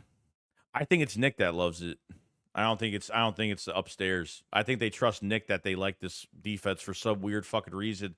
Why they keep it around, I have no idea.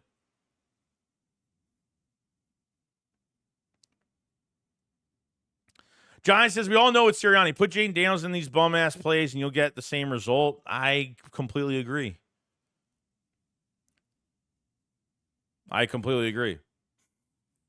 Put Jahan Dotson on another fucking team. He'll probably do well. You could say that with almost any fucking player. Why is Olamide Zaccheaus have over 125? What does he have? Like 112 yards for the year so far? And combined total for the Eagles receivers in that Tampa game was like 30-something yards. I don't know. That's what I'm saying, dude. Like, there is blame to go around on the fucking players, but dude, like, what's going to hold this team back consistently every game? Especially if you're not fucking running the ball that much. That's what you're going to get. Throw any fucking player into this system, it's not going to work.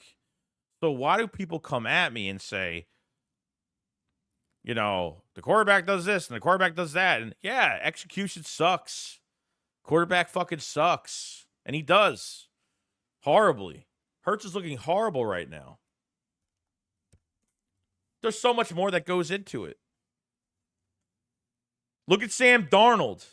Sam fucking Darnold. Undefeated. With the Vikings. What's that? Is that luck? What is that? The coach making him look good? Sure, maybe.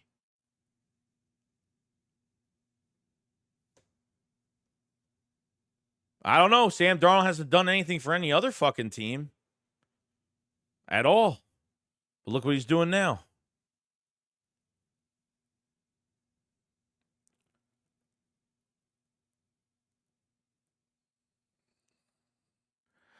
Roll Philly Dog says, I think it's 100% Hurts having zero faith in his coaching. I could probably believe that too, because I don't think him and Nick are on this. I mean, just the way he answered that question at the post at the post game. The identity of this offense and working with Nick to figure it out. And they're bumping heads. Another year of bumping heads.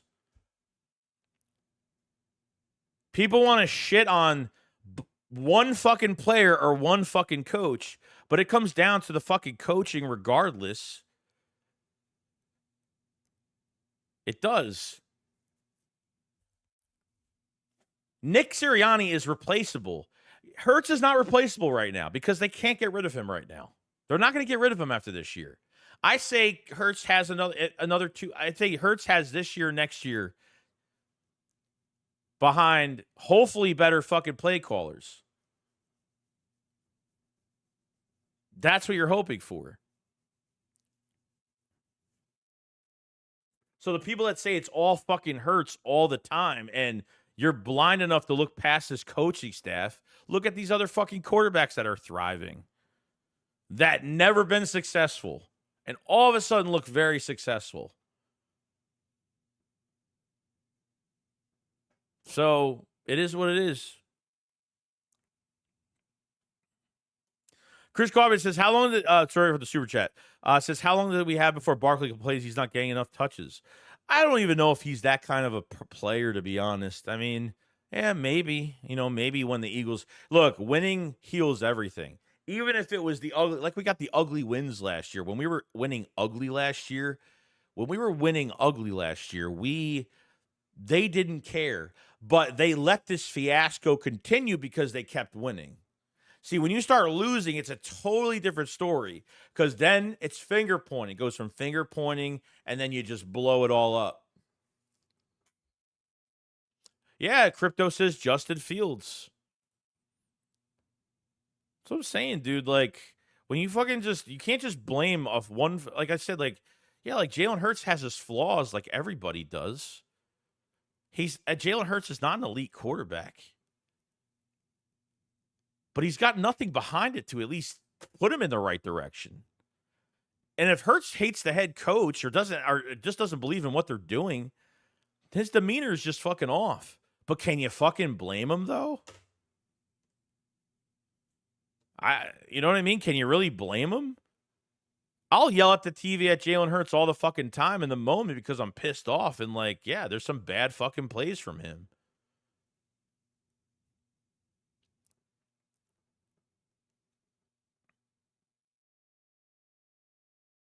What's going on, Rocksteady? Did you look at the route tree from Goddard from week 3 to week 4? It's a huge difference. It's clear this was all Nick's plays. Yeah, it was like there might have been one like play, not even middle of the field. Most of everything was on the left to the right. Dallas Goddard, where was he? Big part of your offense, completely fucking gone.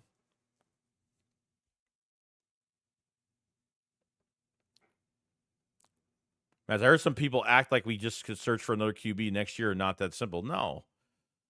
You want another starting quarterback. If Hurts is that bad, you want to get another starting quarterback, go ahead. You might as well trade A.J. Brown and trade the rest of these fucking guys then and go get some first-round picks. Because that's what you're going to have to do. That's what you're going to have to do.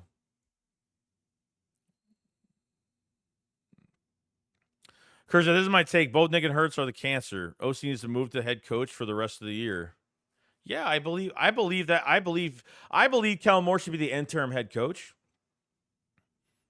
Does that mean that we're not a championship team this year? No.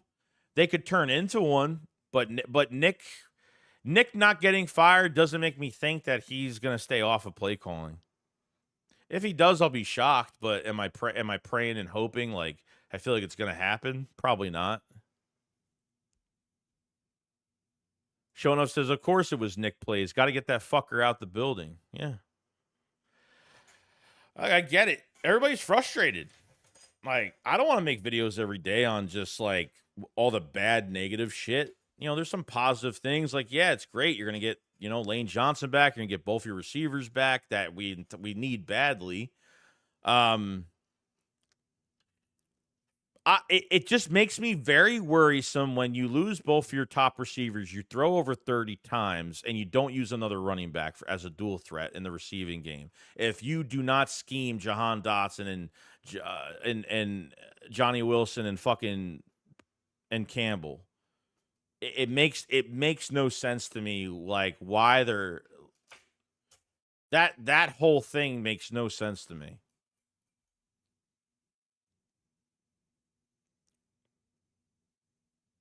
Rich says, yes, I could blame him for when he was making $51 million per year to compete. Hurts contract raised ticket prices. That happens every time. Slick says, if Kellen Moore can't help Hurts or offense, why would we want him as a head coach at this point? Because we don't know if Kellen Moore, because we know that Kellen Moore's not running this offense 100%. That's what I'm saying. Kellen Moore has not run this offense for 4 quarters.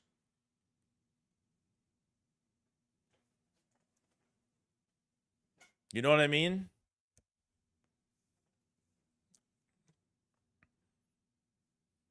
I know people are like, well, Kellen Moore's here, so why would we, put him as a head coach if our offense looks like this? Because he's not calling the fucking whole playbook every game. That's why.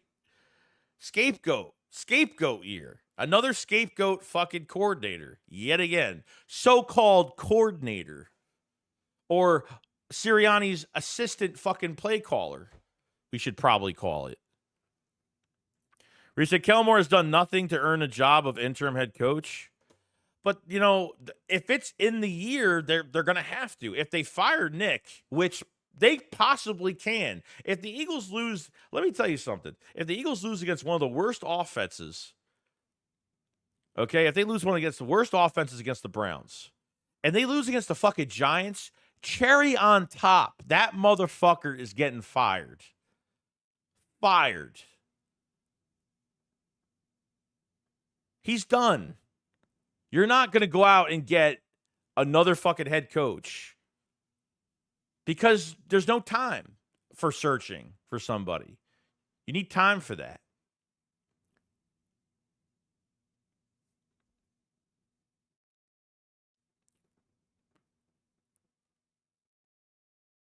Torres, I think Hurts did lose a little bit of his hunger after his big contract. He was always the underdog, but once he got the contract he made in terms of salary recognition, I mean, possibly. I don't know that for sure. I don't know that for sure. You know what I mean? There's a lot of things I don't know for sure. That I don't know for sure. Did he lose his hunger? Sure. Did he lose his hunger last year? I guess.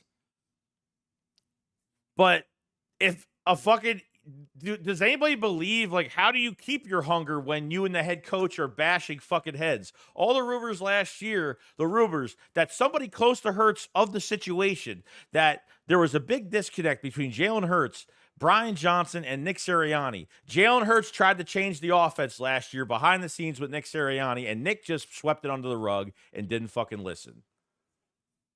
That was the rumor last year. I could probably believe it.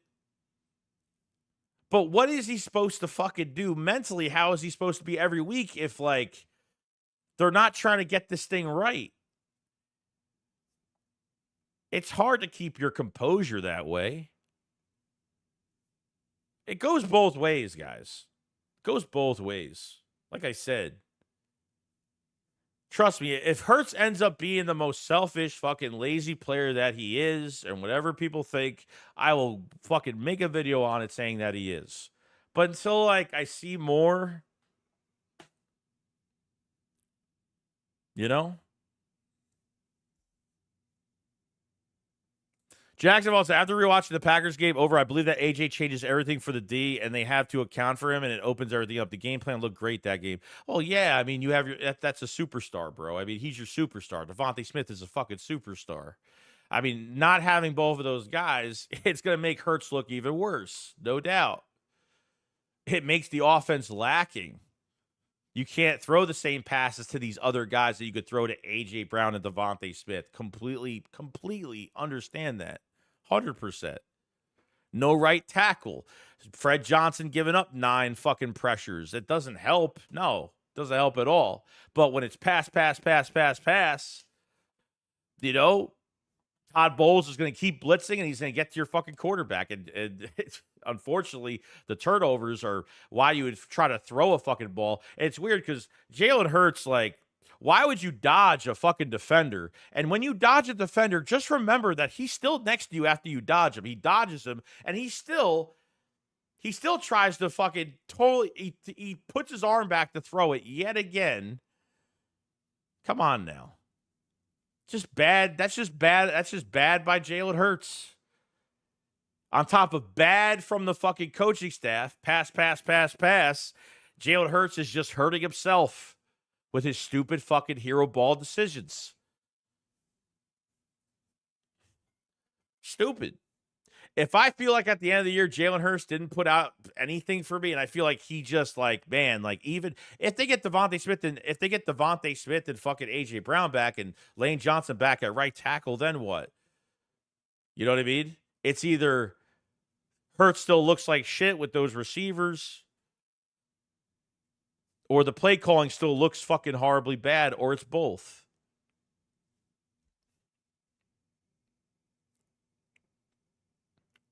Matt said, to be honest, I'm actually glad this bye week is happening because, damn, do I really need it to recharge my batteries, be able to have mental break and focus on other things for a bit. Yeah, dude, I really wish I didn't have to make videos this week. I really do, because I feel like then the Slay shit start happening. Then all this other shit. Devin White's fucking putting Levante David fucking tweets on of him stripping Hurts of the fucking football on game day, and he's not even at the stadium. Like, there's just so many weird things going into this week.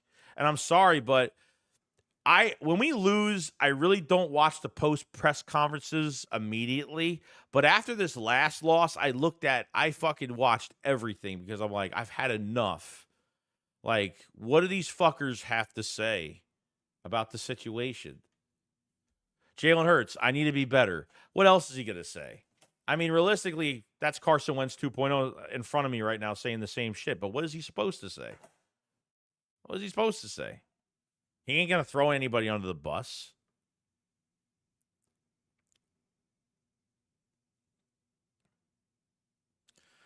Dwad Jones says, Jeffrey Analytics and Sons needs to fire Nick. He's not elite, and your $51 million QB knows your coach sucks. Now Barkley mad at Nick play calling. What a joke. I saw a quote from Barkley saying, I want Kellen Moore to call the play. Was that fake? I saw it wasn't a report. It was a quote.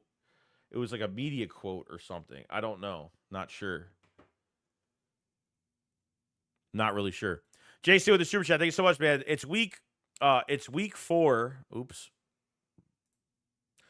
It's week 4 and the locker room is blown. This is on Lurie for keeping that clown Nick. They better win the next 4 or he's out of here. They better win the next 2, to be honest with you. But realistically, yes, they should win the next 4. They should win the next 4. You're facing some really bad fucking offenses and some really bad defenses the next few weeks. This team should be 6-2 the next 4 weeks. They should. They should. But will they is a totally different fucking thing. You know what I mean? Appreciate the super chat, by the way, bro. Matt said, this is why I really wish we could cut Slay in the offseason, but next year he better be gone. Oh, no, he's gone. He's gone. He's not staying for another year. We got too much youth on the back end right now. Keely Ringo needs his shot. He'll get his shot. Sean says, goes to show fans that players are not buying into the culture or future. Lurie is letting Nick ruin this team. Well, they're letting him do something. They're making another mistake like they did last year. And Devin White, after the repost, he can go, to be honest. Yeah, you're going to be facing the Bengals, too. It's not. I'm telling you, dude. Like, I feel like if they lose the next 2, I think 2 and 4, and he's gone. I think he's gone.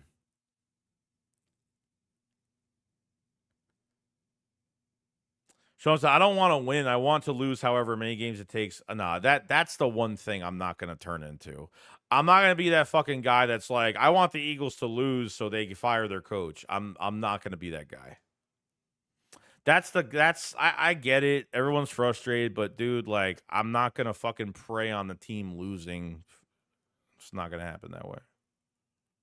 I get it, but I'm just not going to do that. Jack Dwight, the super chat. What's going on, man? Appreciate super chats. Says Hurts has the game manager skills, but no instincts for the position. Hurts made people start to doubt Goddard. Now Dotson. It's Hurts, people. Wake up. Any weapon that you're giving him, like you trade for Jahan Dotson, you haven't done a fucking thing. It's like 6 weeks. 6 weeks, and he's done nothing. Guarantee you if he gets traded to another fucking team, he would have some yards right now. He's got nothing right now. He's got like, what, maybe 3 catches on the year in 6 weeks? I mean, come on, dude.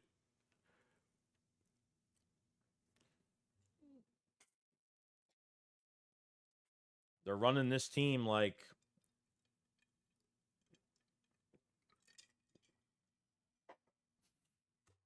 I don't know. It ain't looking good. It ain't looking good. Matt says, Kryptonite, I feel you on that one. Kirk Johnson says, Hurts doesn't have the demeanor of a champ. Dude doesn't have a care in the world. Wouldn't surprise me if he's a stoner. Maybe he is. There's nothing wrong with smoking weed. All my friends smoke all the time.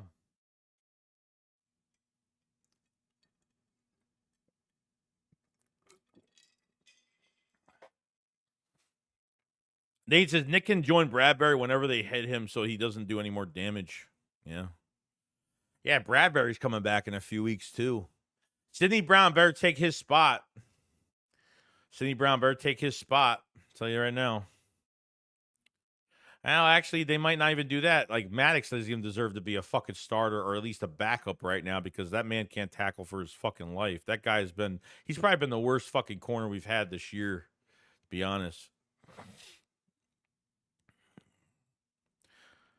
Shallow Murray says, coach wasting team talent reminds me of the Chip days. This is Nick Sirianni is literally like the nicer coach of Chip Kelly. Oh, it's not absurd to say that, Shiloh. It's not absurd to say that because I feel like it's literally he runs the shit his way. He runs his offseason his way, his offense. Whenever he wants to butt in on play calling, he butts in. He can't be vetoed down. He wants the same defense every fucking year by I don't know how many coordinators that want to take over this shit. Oh no, it's exactly like Chip Kelly. It's exactly just in a little bit of a different way, but it's almost the same fucking thing. Except he doesn't have really big. The one thing I feel like he doesn't have as much control of is obviously final say on the last 2 roster spots to make the final 53, the drafting process, and obviously free agents.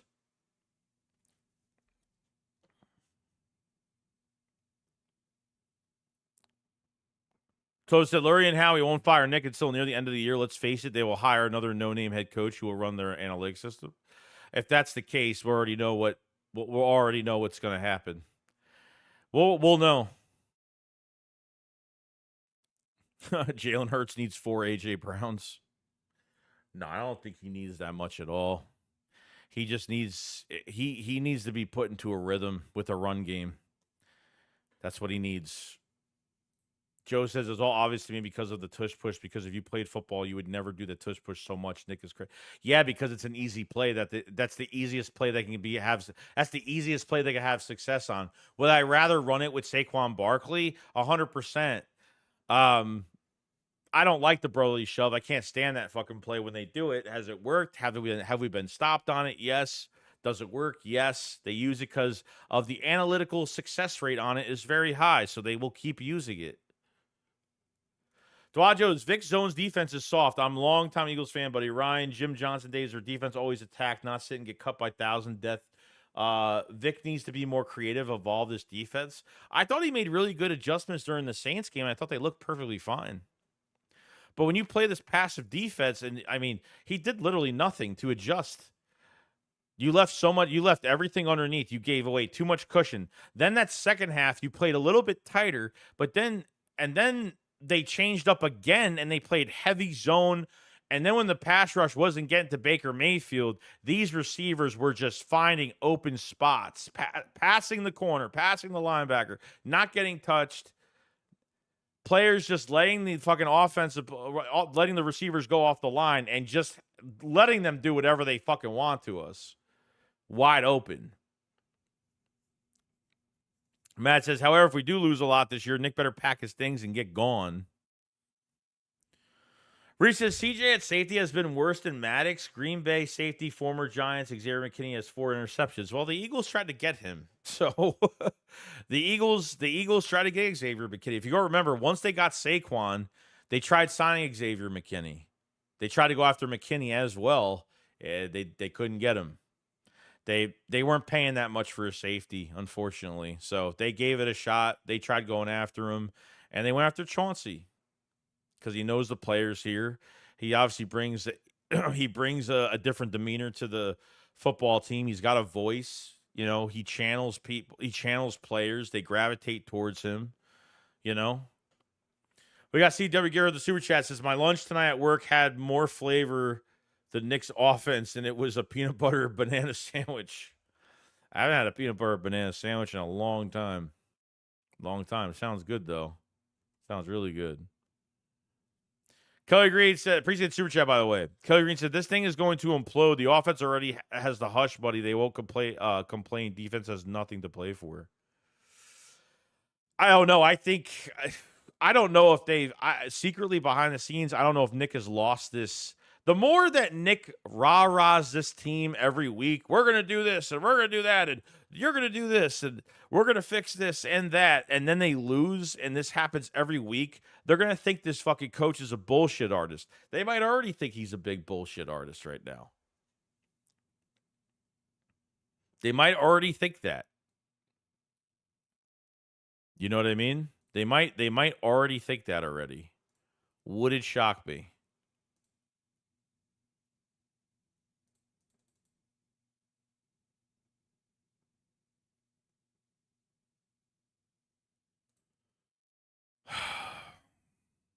God, it's a crazy time, boys. Crazy time, boys. Another year, another dollar. Wasted. Wasted. So like I said, we just need to get pressure on defense. That's it. And our defense will be so much better. Literally night and day difference. Well, yeah, the defense can't play like that every week. I mean, they literally did nothing. The defense was worse than the offense, and that's even worse. You know, especially from a 30-year fucking veteran fucking defensive coordinator. Big Money No Fred says they talked about they tackle a donut and tackle low and like what the fuck? Yeah. That donut they tackle is fantastic. Young Boy Majesty, what's going on, man? Says, yo, what up, Joey? I would have thought Nick learned his lesson Swift. Now the same with Barkley. I don't see our pass game working without our run game even in effect. What are your thoughts? No, this Hurts is going to make more mistakes than ever if it's going to be a pass, no fucking running the football. Yeah, this is what you did. And then after Saquon Barkley has like a big run, they fucking bench his ass. They bring Gainwell in on 2-minute offense at the end of every second quarter. Why? I don't know. They put him on the field acting like we're going to run some tempo in a 2-minute drill with Kenneth Gainwell with 2 minutes left and literally go nowhere. DeAndre Swift, every time he had a big play, like big play, run the ball again. Run the ball again. Nope, they take him out of the game. They sub him for Kenneth Gainwell. Because your substitutions are becoming very... As soon as Gainwell came into the game, as soon as Gainwell got into the fucking game, they passed to him immediately. And it was a fucking pass to the right. Jalen Hurts couldn't even throw a fucking ball to him like 5 yards in front of him on the right side, diagonal from him on the right sideline. Over his fucking head. Couldn't even throw the fucking ball to him.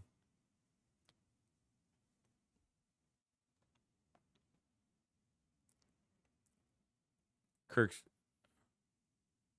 I saw Hurts with Nick, and it's like Hurts is intentionally trying to make him out to be the problem.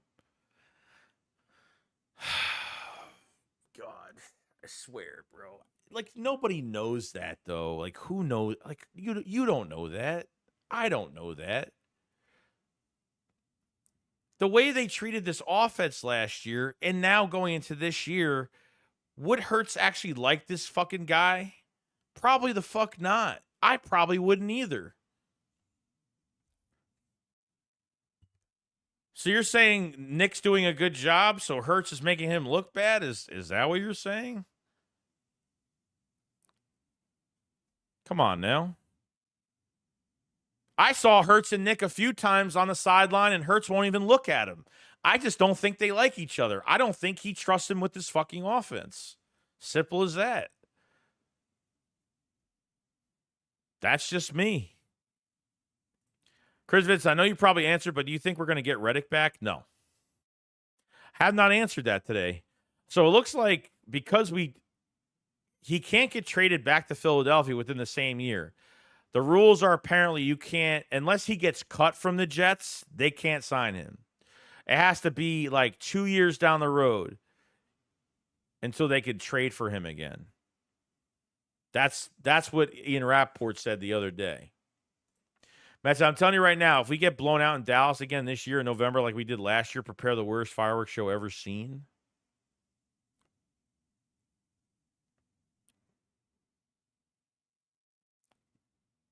Thomas, I think Hugh is a great young quarterback. The sad thing is that think about how good he would be in more aggressive scheme that allows him to press the wide receiver.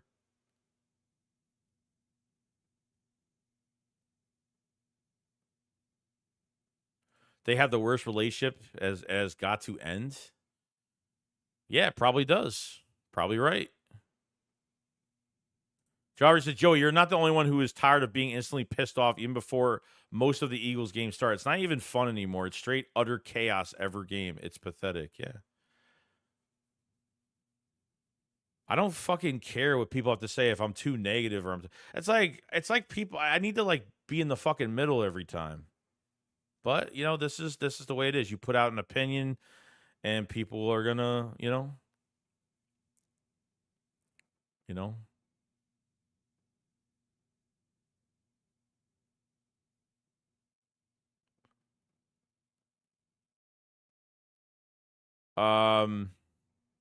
So I'm not mad at CJ. It's so much damn zone that everyone is getting in each other's way, and it doesn't help that the corners already play off too much traffic.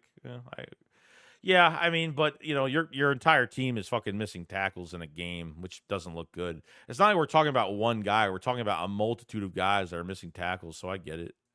As a shoe, if Giants or any other scrub team obliterate us, oh man, or things are going to be up in flames. If they lose the next 2 fucking games, I think it's done. Let's go on, Sandeep. What's on, dude? Hope you're having a good day, man. We better not lose this to Sean Diddy. Kirk says exactly, though. He won't even look at him. Yeah, I mean, yes, he won't. I've seen it. But I'm not going to say Hurts is trying to make him look bad and loses.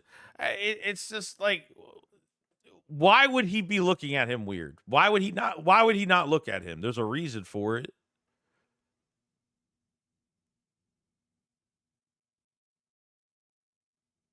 I don't fucking like the guy. Simple as that. I don't like that fucking coach at all. Simple as that.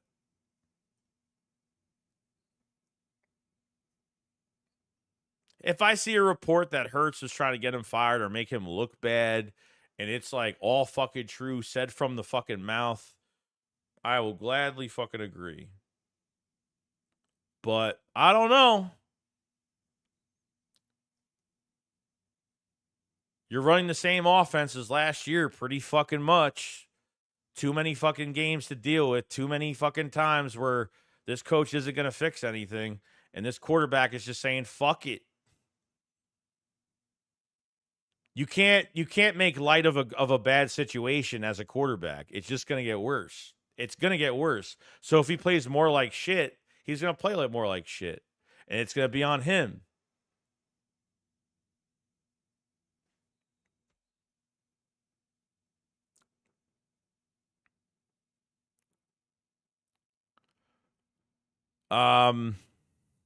Ryan said, watching Lions offense last night was sad because we have those weapons and better, but the coaching is the difference.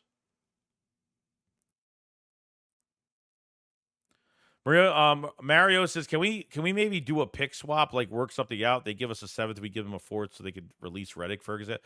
Yeah, like for releasing him and the promise from Reddick and his agent that he's signing with us. Sure, they could. The problem with that trade now, so what if Reddick gets traded to a team that doesn't have a 26th third rounder? What if there's a team that doesn't have a 26th third rounder? Just say if they don't. That could be a problem. If they work something out or say, hey, I would gladly give them their pick back, honestly. I would gladly give them their pick back. Just say, hey, we're going to talk to Hassan's, the Eagles talk to Hassan's agent. Let's make something work. They're going to release you. You're going to sign here immediately. Boom, it's done. That's the only way that could happen, really. That's the only way that could happen. We can also release Huff. I need answers from Howie on fucking Bryce Huff, dude. I really do. That game on Sunday, he had 2 pressures. He almost got the fucking Baker one time. I was like, oh my God, a pressure. Holy shit. I was almost falling out of my fucking chair. I was almost falling out of my chair. Literally. Almost.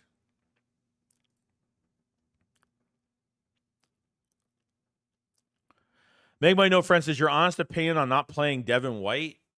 I think he's getting traded. Did you see the picture that Trotter put on Twitter today? It was just him, like it was like a sad face, like looking down emoji, and it had a picture of Trotter just sitting at his locker.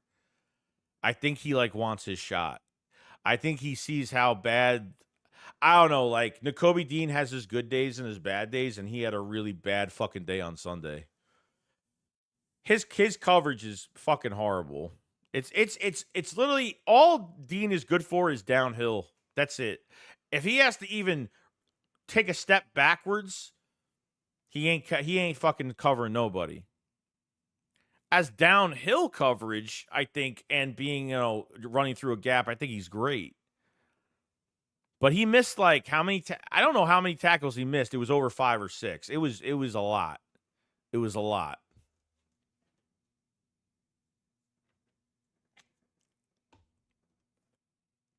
Gooey said, what stings the most is knowing that we gave up a third for John Dotson when Devontae and Amari Cooper are both basically up for trade. We are handcuffed to the roster when well, we're not handcuffed to Jahan Dotson. I mean, what we gave up was, a third and a seventh, whatever it was. So, yeah, that was some good compensation. That wasn't bad. I think that's a steal. I think that's a steal for the Eagles. But why even think about saying, oh, we could have saved that for Devontae, or we could have saved that for Amari Cooper for this year? What makes you think under this coaching staff it makes no difference adding another receiver? You're literally just throwing a problem on top of a problem. You're throwing a good player on top of a fucking problem, and it's not going to fix the problem.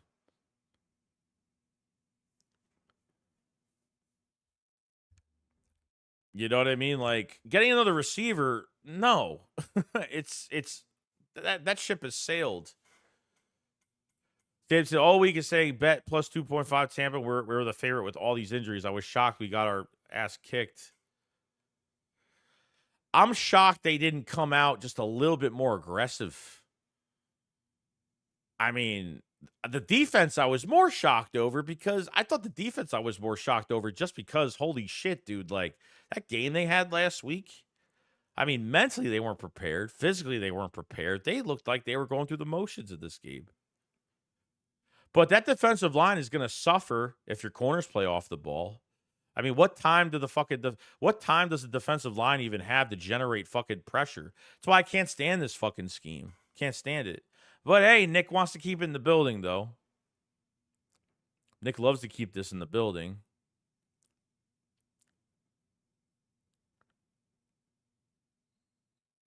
Darth Renson, do you think there's a way to get Shane Steichen back to head coaching for us? No, probably not. Probably not. That ship has sailed a long time ago. Huff is scamming us. What a joke. Chris said he has one tackle for the season, which is only one more than me. Matt said, I still think Deed's a bust, but hey, baby, that's just me.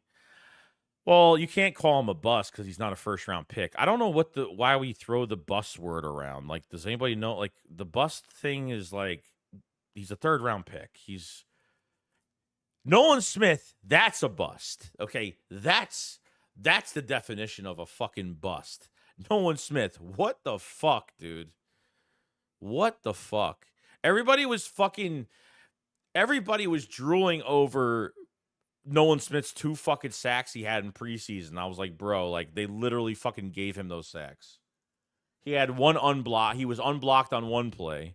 And then the fucking running back chipped him into the fucking lane, which pretty much pushed him into the fucking quarterback. And everybody was drooling out the mouth. Torvalds, I have no doubt that Howie is telling them to play Dean. White was number 1 on the depth chart until the end of camp. Then suddenly White can't play anymore. It doesn't make sense unless it's Howie. I think he's trying to get cut, or he's trying to get traded. I think they're trying to trade him. But you're one injury away. You're one injury away on fucking linebacker, but being back to square one of having a week. Well, actually, you're really not, because Trotter Jr. at this point, I think, should be deserving of a shot sooner or later. No, I work tomorrow. I work at 4 a.m. I go to work in like 4 hours. So I work at 4 a.m. to like 12. So I don't have any. I have off on the weekends. That's about it. I do this full time, and I work my other 9 to 5, 4 to 12, I should say, full time. So yeah, bro, work every day. Mara said maybe it's also time to move on from Howie. He isn't great in the draft. He's been okay. Yeah, you know what? I'm not going to get to Howie until the end of the season. Because, like, I got to see how the rest of this shit plays out before I really start. I mean, Bryce Huff is already a question we're going to ask Howie. Like, why the fuck do you pay this guy? We haven't really gave a bad contract in a while. It's been a while since we've really given out a really bad contract, since Carson Wentz, Alshon Jeffrey, Malik Jackson. I mean, those were contracts that we had to fucking eat up. Alshon Jeffrey got that 4-year deal that was fully guaranteed. Malik Jackson fucking couldn't stay healthy, and just looked like shit. You know, Carson Wentz, a lot to eat up there. What the fudge when you sleep? I don't. I'll get back at 12 o'clock. I'll sleep for a few hours. I'll wake up. I'll have dinner. I'll make content for the next day. And that's pretty much how my day goes, really. Pretty much that's how it goes. Yeah, Dean will hopefully be the starting inside corner come next week. Sorry, the week after. Coming off the bye. Obey said Hurts' best throws from the Super Bowl were outside, never inside. It might be Hurts' play style that makes the offense like it is. He's becoming a pocket passer so that he throws inside. Yeah, could be, possibly. Goose said the core issue with this organization is that Howie was drafted like shit the last 3 or 4 seasons of the comparisons to other teams in the NFL. Hurts to say, but it's true. Vets retire, this team regresses. Yeah, I don't think there's enough leaders. I don't think it's enough, no. I mean, Slay should be helping everybody, and I think he has made the guys better, but his fucking attitude has been shit. Losing Fletcher Cox was huge for this defensive. I think there's a lot of talent. I like Thomas Booker. I like Moro Jomo. I like, I like Milton Williams. You know, Jalen Carter, I think, has a lot of talent. That I'm not going to shit on Jalen Carter. I'm not going to shit as much on Jordan Davis because there's just a lot more games to play down the road. You know what I mean? I'll shit on the Bryce Huff situation. I'll shit on Nolan Smith. And Dean will see what happens down the road, but I'm not going to really shit on everybody else. Not every player we have is I mean, we were saying that the first 2 weeks of the season, we were saying that Jalen Carter and Jordan Davis are not doing anything. And then Jalen Carter has a game the way they have. They play aggressive at the line, 5-man front. They make those one-on-ones all across the board. Look what Jalen Carter did. And then they go back to the old fucking play style of leaving these fucking edge rushers one-on-one. And there was just nothing from this defensive line. So if it's that inconsistent, it's really on this fucking 30-year vet fucking DC and Vic Fangio that's not making the right adjustments. They must have ran like one fucking stunt. Your corners are playing off the ball so fucking far, especially in the second half when they really started to play like heavy zone. You're not gonna get pressure on heavy zone. It's not gonna happen. Your defensive line is going to suffer. And then if your defensive line suffers, your fucking secondary is cooked. It is done. You're finished. It's fucking over. You know?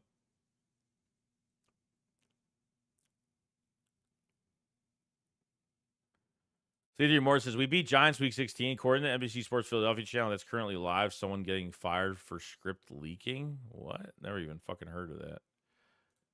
I never even heard of that. Matt says, but I get what you mean by the bust word being thrown away around too much. Yeah, it just bust though. It's like drafting somebody the 5th round, say, oh, he's a bust. It's just it makes the word bust makes no sense because if he's a 1st round pick, yeah. Appreciate Kurt. I try, man. No sleep till Brooklyn for Joey. Reese says, Alshon Jeffrey got us the Super Bowl. Pay him whatever the fuck you want. Yeah, well, that's what they did. And as soon as they paid him, he got hurt. Like, he had these little nagging injuries.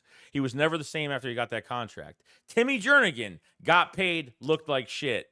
Everybody fell off when they got paid. A lot of guys fell off when they got paid. Timmy Jernigan, Alshon Jeffrey. I'm trying to figure somebody else that didn't look great.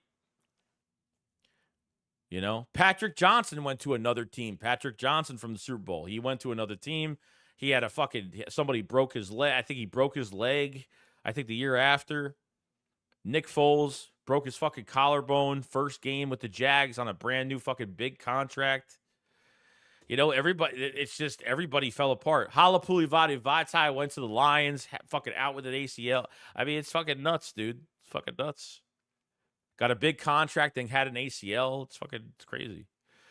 I mean, why not? What can it hurt? All right, let's see. Mario says, I still think the Heat has a lot to do with the shit now that we saw this past Sunday, and obviously not having both wide receivers. Oh, yeah, it definitely hurts your offense, no doubt. But when they come back, that's where the test is going to be. So both your receivers come back.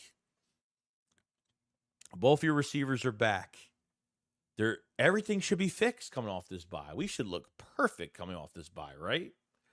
I guess we'll fucking find out.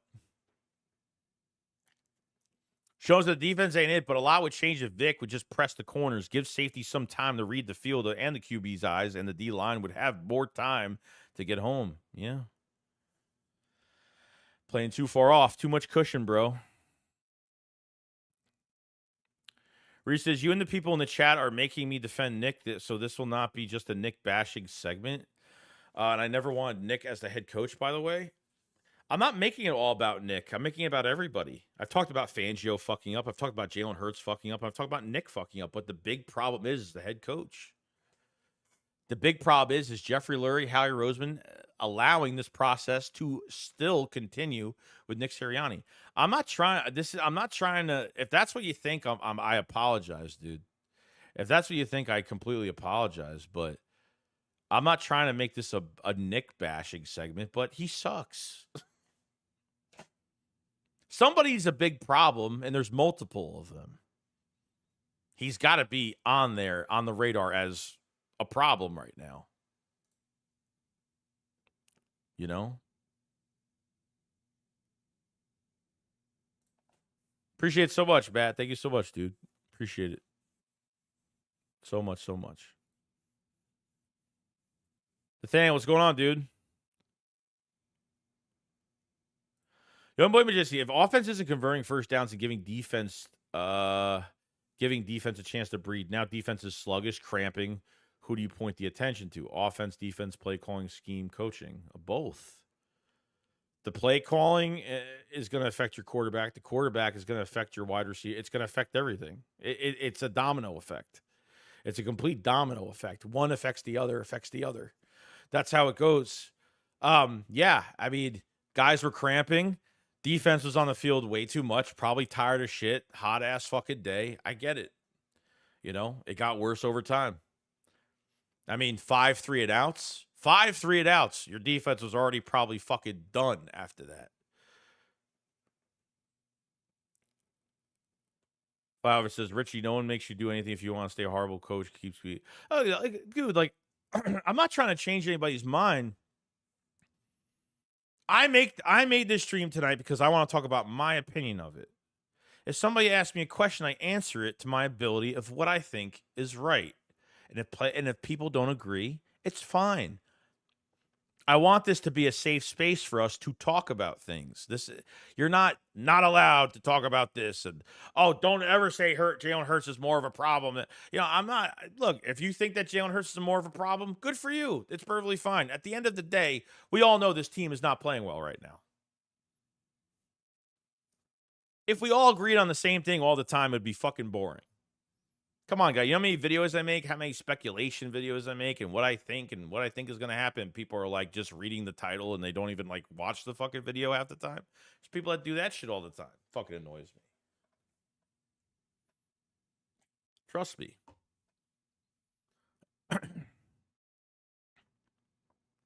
Mario said, if we still have trouble when they come back, you think we should start the rebuild process? Like maybe trade some guys like Agent? No.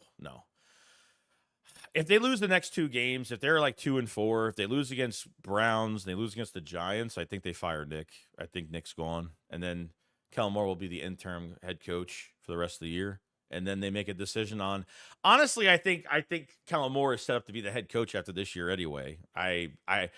Kellen Moore has been nagging the Eagles for a head coaching job. In 21, he tried getting the fucking job when Nick got hired. When Frank Reich literally put Nick Sirianni on a silver fucking platter and was like, here, go to Philadelphia. You'll succeed there. You know what I mean?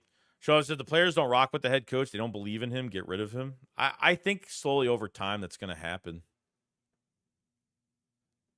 Jeffrey Lurie, the one thing that Jeffrey Lurie doesn't want to happen is that the players are starting to give up on their coach. And if he senses that, there's nothing he could do.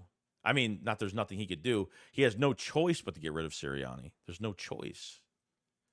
Ron says we expect Hurts to be consistent with no consistent coaching. Um, the one time he had the same OC in the consecutive years, he became an All-Pro. He needs consistency. When he had Steichen for 2 years, it was a really nice building block process. That's what tells you, like, did you play well in fucking 22? Not really. Sorry, in 20 and 21, not really. But Sirianni was calling the plays, was barely running the football. He didn't last even half the fucking year. Gave the play calling to Shane Steichen. Then Shane Steichen had full control of the playbook in fucking 22. And look what happens with the same fucking coordinator for half a season to a full season with an off season under Jalen Hurts' belt as well, which is good,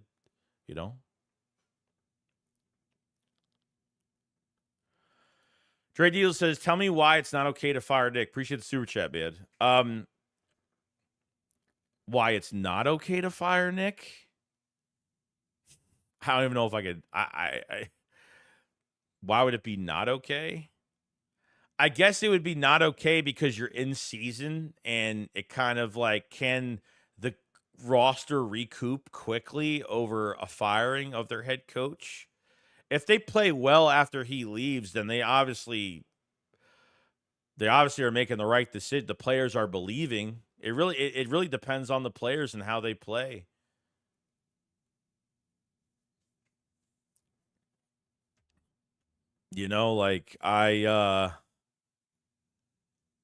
That's really that's really the only thing I could honestly say.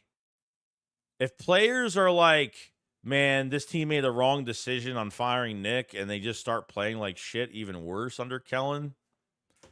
Maybe they think that Lurie made a bad move. Like, that's the only way I could feel like that it would not be okay to fire him. Sean says, Richie, MC, I don't give credit to Nick for that Super Bowl run. Nick didn't get us there and hasn't since Steichen left. Shane got us there. Nick is a bum that has been coasting off talent. Yeah, I could probably agree with that, bro. I could probably agree with that.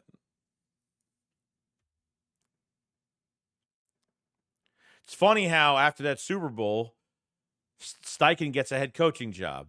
But the Eagles got the 10-1 in 23. But Brian Johnson didn't get an OC job. He didn't get an OC or a head coaching job.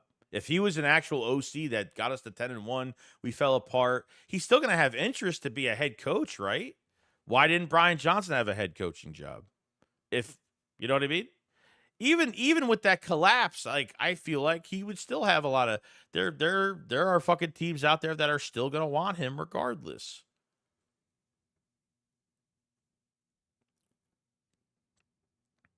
Jonathan White says Brian Johnson is looking good with the Commanders. Yeah, he looks great. He's the passing game coordinator and the QB coach, I think. I think that's his title. But they have an offensive guru over there. And Dan Quinn is a fucking actual leader of fucking men. He is. Dan Campbell is a leader of men and knows when to take his hands off. Cliff Kingsbury is a good coordinator. There's some guys that just really are horrible head coaches. I don't think Kingsbury, he was just a coach that just couldn't handle his roster. He was a guy that really couldn't handle his handle personalities. That's my take on it right now. Appreciate the super chat, Jonathan. Dre Diesel with the super chat. Thank you so much, man. This is how it's going to go: 3-7, or losing after halfway, and then they give the reins to someone else to see what they can do at head coach. So they go 3-7. Oof. Or losing after halfway, and then they give the reins to someone else to see what they could do. Well, the person going to get the reins is going to be fucking Kellen Moore.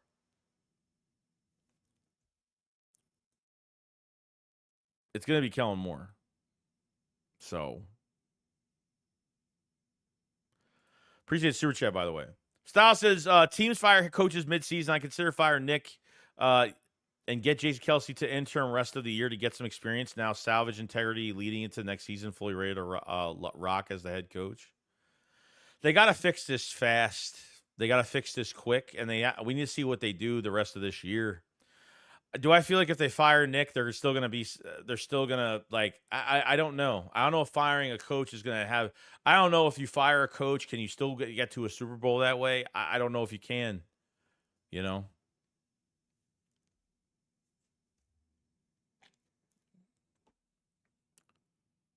Kirk says, "How stoked are you that this month is motherfucking October?" Oh yeah, I'm already set, dude. I'm going to some movies this month. I got a Halloween party happening. I'm Halloween on Friday night. I don't know. I have to stream that night, but I might have to not because that is my favorite holiday of the year. So Bamberg Gang said NBC Sports Philadelphia went live straight. We beat the Giants week 16 in the thumbnail, but nobody was on the live. Weird. Oh, that's kind of weird. Rollins says, all right, Rollins says Mike Vrabel is a leader of men. I don't think Kellen Moore is. I interviewed Vrabel for head coach and retained Cam to give Jalen consistency in one system. Vrabel is no bullshit, defensive minded coach. You know what yeah, I mean, the Eagles never hire defensive minded coaches. If they're gonna hire somebody that's not a rah type guy, but isn't too flashy, but will pull for his guys, Ben Johnson might be the guy they might hire. Maybe.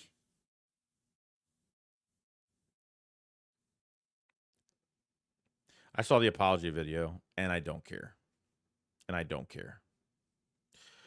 Jack says, Justin, Dwight with the super chat. Thank you so much, man. He says, Justin Jefferson, Kyle Hamilton, DK Metcalf, Brian Branch. We could have instead Jalen Reagor, Arcega Whiteside, bust Jordan Davis, and Nolan Smith. Like I said, dude, let's see how the rest of the year goes with Jordan Davis.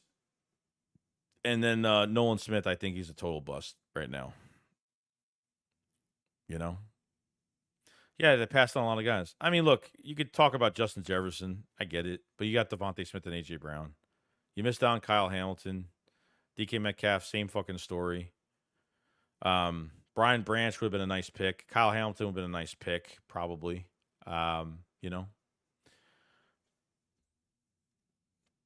We'll see.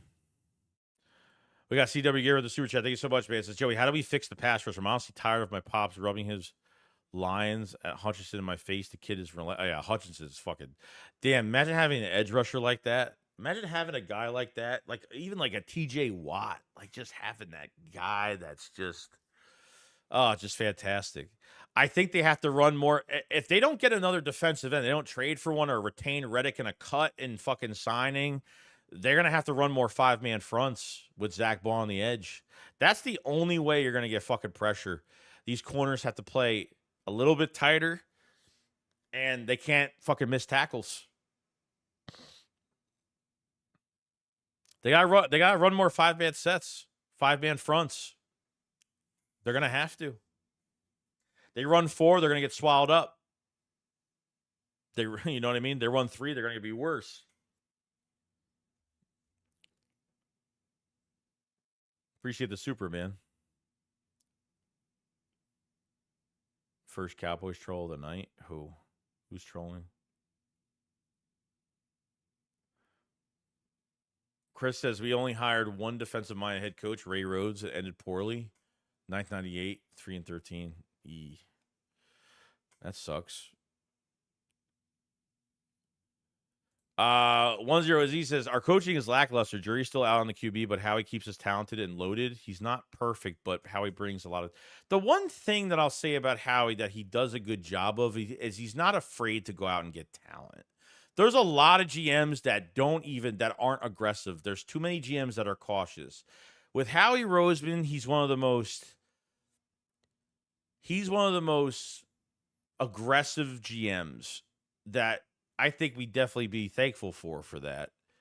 Because, you don't get moves like A.J. Brown on top of Devontae Smith. You don't get trades like that, He got Saquon Barkley. He tried going after a few other top guys. Just couldn't do it, It just happens. He's not going to win everything. that he tries to put his hands on. You're not going to get that safety that was with the Giants. Then you have to, roll with fucking Chauncey Gardner-Johnson. It's not like he didn't try getting top talent at safety. He tried getting better talent at safety than Chauncey.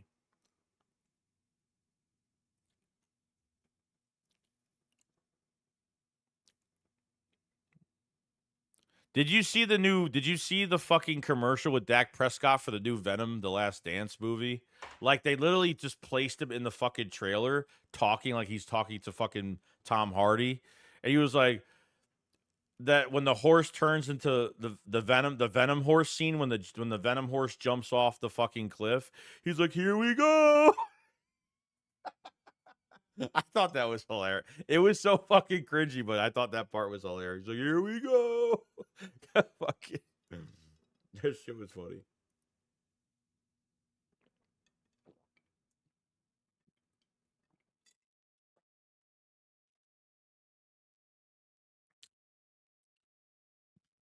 Gray said, "You can't hire a head coach to interfere with Fangio. We shooting ourselves in the foot. Can't hire Steichen above Nick. Can't get rid of Jalen above Nick. Can't hire a defensive head coach above Fangio." Yeah, it's a really bad combo, bro. Len says, "It's clear as day is that that Hurst is not the type of QB that can raise the level of play of basic wideouts. Brown and Smitty have to be out there for us to win. We will be fine after the bye week." I hope you're right. I hope you're right. Oh, yeah, it was fucking hilarious. You got to watch it. Just type on YouTube, or if you have X, just type in like Dak Prescott Venom, and it'll show the commercial. It's the funniest shit. It's the funniest shit.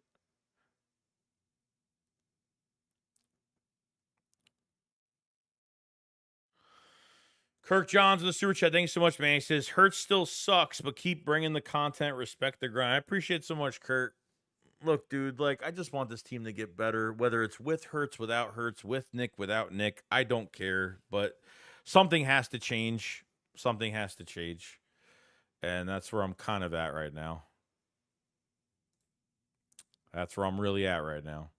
Appreciate the 236 in the chat. If you guys have not subscribed, subscribe to the channel. Like the stream if you guys have it. Check the pinned comment for memberships to support with the emotes, all that great stuff. And definitely check out the Discord. I have an official Discord. So every week I talk to all the subscribers, all the supporters in vid chats once a week with everybody. It's very busy. Just accept the rules, pick your team. It's free, doesn't cost you anything. Definitely, it's in the live chat right now. Hit that Discord. I want to try to get more people on there. It's definitely easier to reach me on there. You can message me on there. We can talk football on there. Sometimes when I'm sitting home, I'm on my phone. We can talk about stuff. Join the Discord. Hit that link, and if you have Discord, join up. Join up. Matt says, "Love October, love the fall season, Halloween." Oh, yeah, it's great. It's great. Jack White with a super chat. Thank you so much, man. He says, "Nobody thinks Reddick is all that except Eagle fans. That bum regressed from 16 to 11. He wants 25 mil. Stop it already. One trick pony."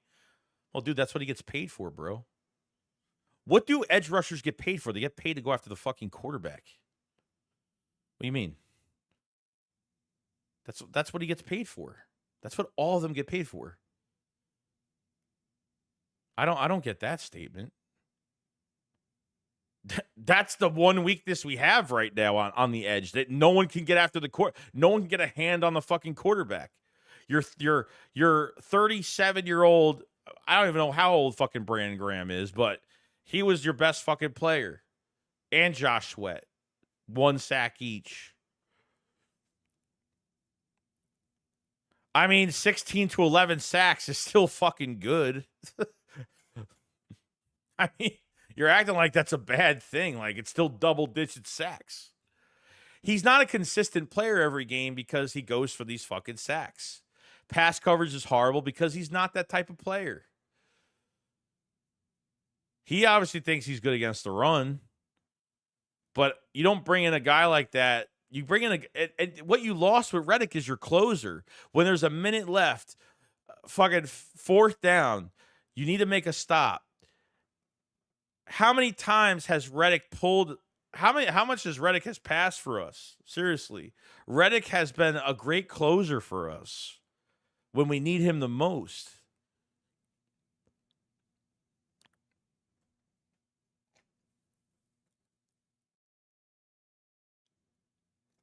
He's the third player in NFL history to be on 3 different teams and have double-digit sacks 3 straight years. You know, that's big. But as a he's a streaky player, so he'll get 0 sacks one month and he'll get 6, 7 the next month. That's just how he is. That's just how it's always been with him.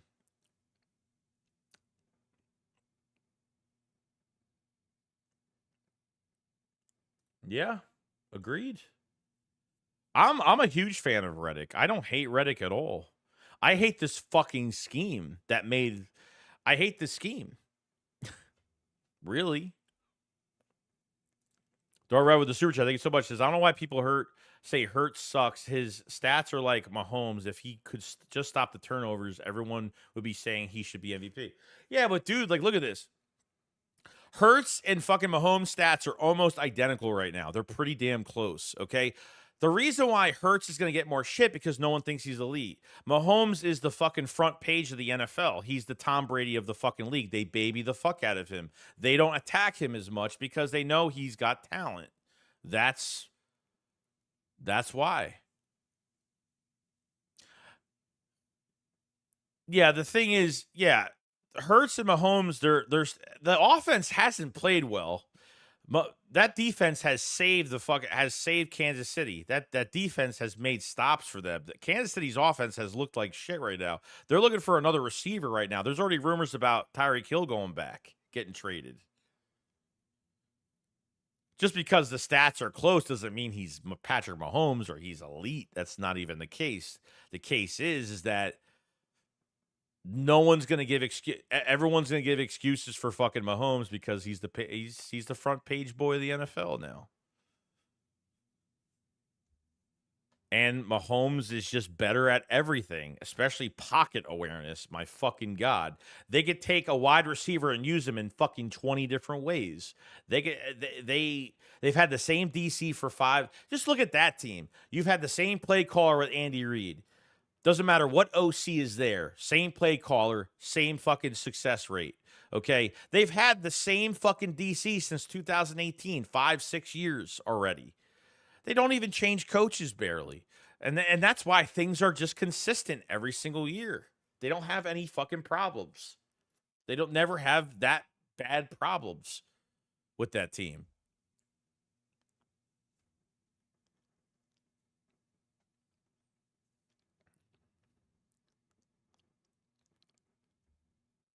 And he's got fucking rings on his belt. You know what's funny? Through a sponsorship, I actually met 3 content creators that were Chiefs fans. Never heard of them ever. And they actually have pretty big channels.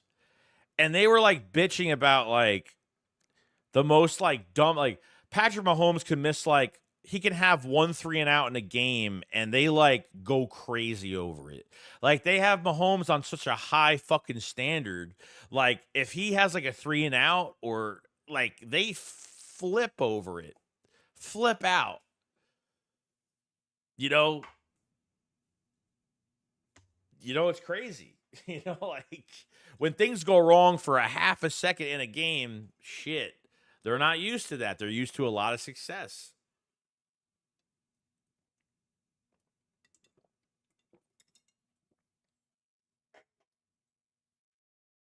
Yeah, Hurts has more weapons, no doubt. Every player that the Kansas City gets are products. Like every receiver that leaves there doesn't do anything anywhere else because the system is really good in Kansas City. Under that quarterback and under that fucking head coach, it's A plus, A plus. You go to fucking Kansas City, you're potentially you could be playing in the Super Bowl automatically. You're just a product in that fucking offense. CW Gear here with the super chat. Thank you so much, man. It says Casey also had competent head coach who can look and see, oh, it's going to be low scoring game. Got to lean on defense. Or, oh, it's a shootout. Need to get offense going. Andy Reid is miles ahead of Sirianni. Yeah, of course he is. Now, I don't want people to say that Andy Reid should have stayed in Philadelphia. Like that guy needed a change of scenery, and obviously the Eagles, like that man was one of the worst fucking game managers early in his fucking career, and choked in NFC Championship games. So, and had some really bad seasons. You know what I mean? That man needed to go somewhere else and reinvent himself again somewhere else. And when you get older, you get more wiser, you get a little bit smarter, probably. It's a night and day difference. Sirianni played at a D3 fucking college. I mean, it's not like he worked with fucking Brett Favre or, you know what I mean? Like, you know what I mean? He worked next to Frank Reich as an OC. He was a quarterback coach in, I think, for the Chargers when they were San Diego Chargers. He was a coordinator coach to a wide receiver coach. He didn't call the plays for Frank. Frank called the plays. That's why it got me confused when they hired him. He wasn't even play calling over there. So, Leon, what's going on? I appreciate Super Chat so much. The Slay has to be the man. The fact that it was Micah Parsons and talk shit about CJ is so bad. CJ even responded to being disappointed. I hate this. I hate Slay. Trade him. Yeah, Chauncey put out a post on Instagram saying, "Damn, ... I don't think Slay can say this is how I am. I'm more of the fun type of positive player. I need a life outside of football. Well, don't record if you want to be that asshole that has to record everything that you do, like you're a vlog, like you have to vlog yourself on everything you fucking do because, God forbid you need attention. You know what I mean? Like you need attention. Like if you want to talk shit about the Eagles or talk shit about what the team did versus what you did, don't even fucking record yourself saying it on a stupid fucking podcast. And to join the ops, like, and you take Chauncey Gardner-Johnson's fucking tweet and you're just both like, laughing over it like a bunch of fucking giggly fucking teenagers. I hate that shit, dude. I think that's really fucking weak. I'm just saying, I think it's really fucking weak. Leon with Chat, thank you so much. The Slay is a bum, soft. Malcolm Jenkins would never. No. That man was all fucking business, bro. When it was game time, that man knew how to lead men, that he gravitated players towards him.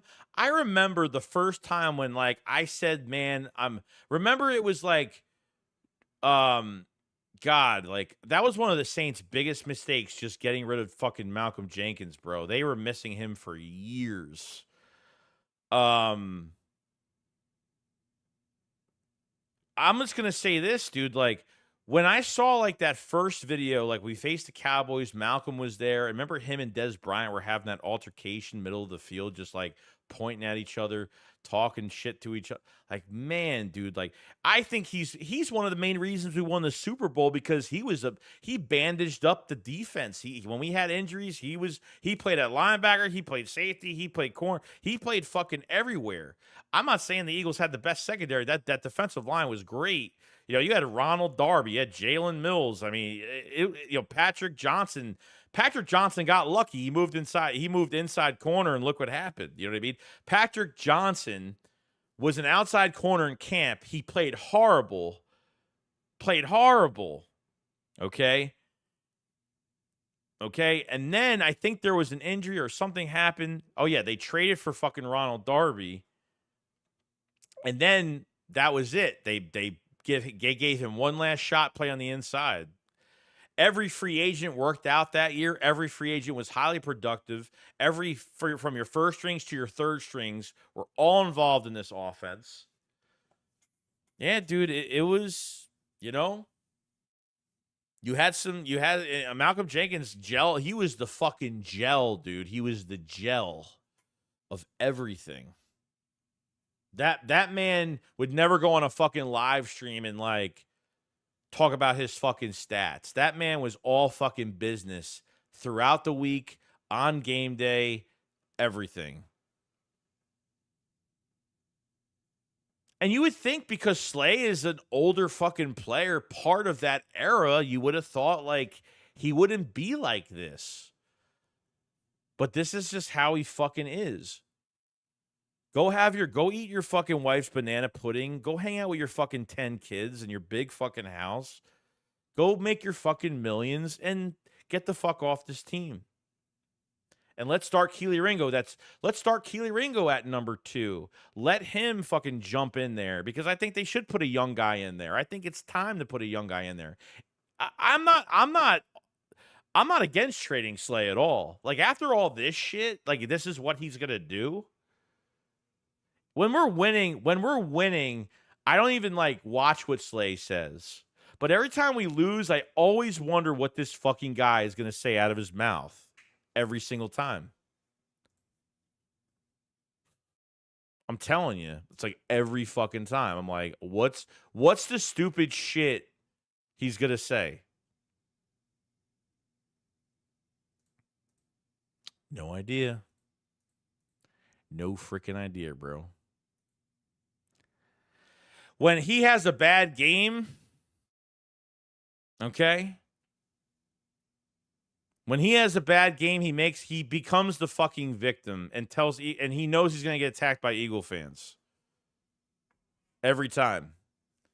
When he plays good, he throws his team under the bus. When he plays good and he loses a game, he throws his team under the bus. It's the most bullshit thing. Him and Micah Parsons are like perfect for each other. Micah Parsons is even a bigger fucking loudmouth. If that guy wants to be a target, I mean, during that week, I forgot who they played, but they lost that week. Micah Parsons goes on his stream and talks about Chauncey Gardner-Johnson out of fucking nowhere, out of what Chauncey said after the Saints game about Derek Carr in the locker room. Like, you're talking about a fucking Eagles player. You're talking about a fucking Eagles player. Well, we're not even playing each other yet. It was just so fucking random. And then I see Slay's jersey behind Micah Parsons in the background. He's got a few jerseys. He's got DK Metcalf. He has Slay's jersey. So he's a meat rider for Slay, obviously. He's a big fucking meat rider.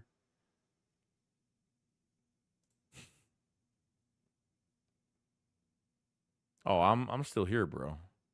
I could talk about this shit for hours. I could stream for another 5 hours. Like, no joke.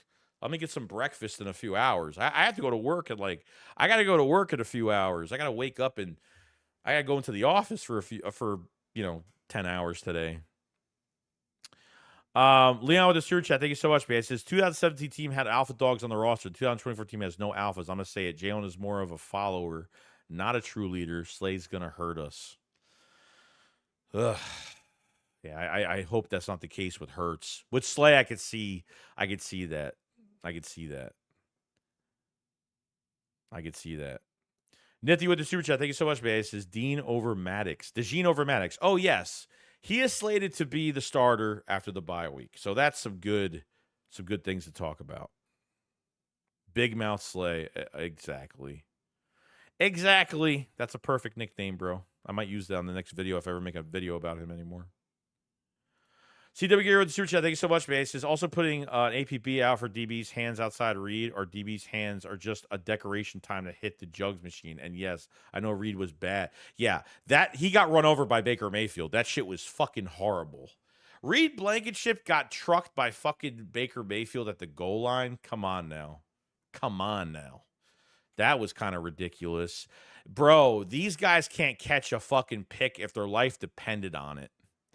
They can't take every time a fumble happens, they never get it. Every time they have a chance to fucking pick the ball off, they drop every fucking one. It's another thing with this defense. Drops, you know. Oh, we got James Smith with the super chat. Thank you so much, man. He says, I hate Slay. Slay should have told Micah to shut up.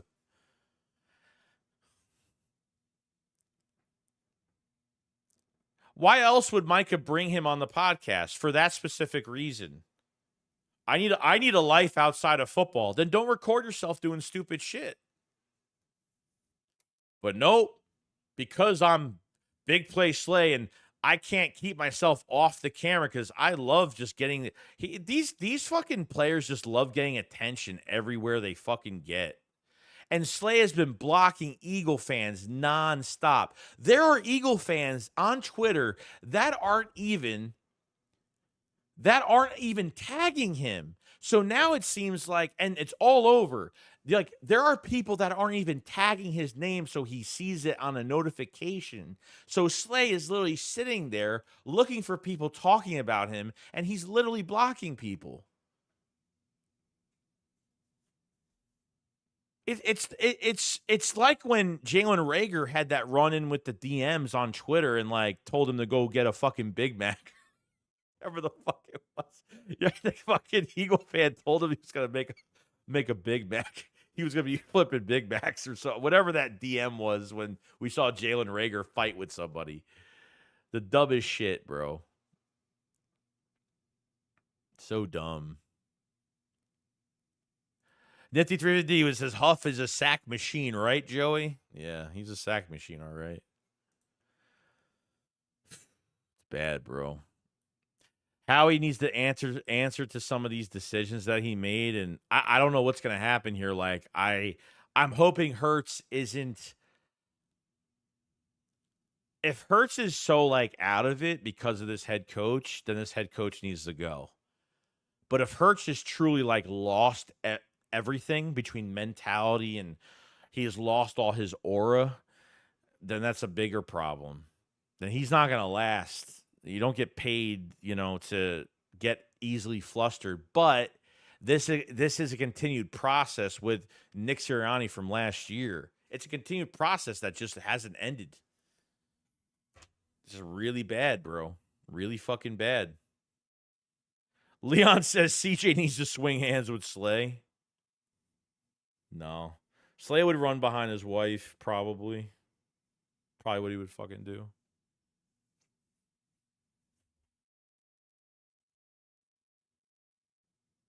Nifty with the super chat. Thank you so much, man. It says Baldy showed how Huff is better in a 4-point stance, but for some reason, Fangio makes him stand up, which isn't rushing there.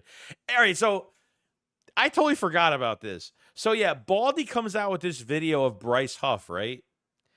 And he's showing, how he shows tape and stuff on players. So he's like, okay, well, whoa, let's see, like, what was the difference? How did Bryce Huff get 10 sacks last season? The Eagles paid him. He hasn't done anything. The Eagles have him in a 2-point stance. Now, he was in a 4-point stance with the Jets. And a 4-point stance, you have better explosiveness off of a 4-point stance. 100%. You lose a lot of explosiveness when you can't literally hound yourself off the ground and get a better pass rush that way. Now, I know this because I used to love being in a 4-point stance back in high school. My last year, I told the coach to fuck off because he put me in a 2-point stance and I couldn't fucking stand it. So every time I was in a 2-point stance, I'm not making plays. I'm not getting pressure that way at defensive end. I switched from DT to defensive end my fucking senior year of high school. 2-point stance is horrible. Is that the main reason though? It could, because you're not getting off the line in a 2-point stance. You're sitting there like literally standing on your 2 feet low with both your hands up. You're getting beat. You're getting beat off the line. That tackle is going to be ready for you before you even start fucking taking one step outside the line of scrimmage, across the line of scrimmage. So I saw that and I was like, could that be? Yeah, maybe. And the Jets would line him up out a little bit wider. Like, I think he's a little too close. I think the Jets were lining him up a little bit wider outside the tackle. I think he has a better angle that way.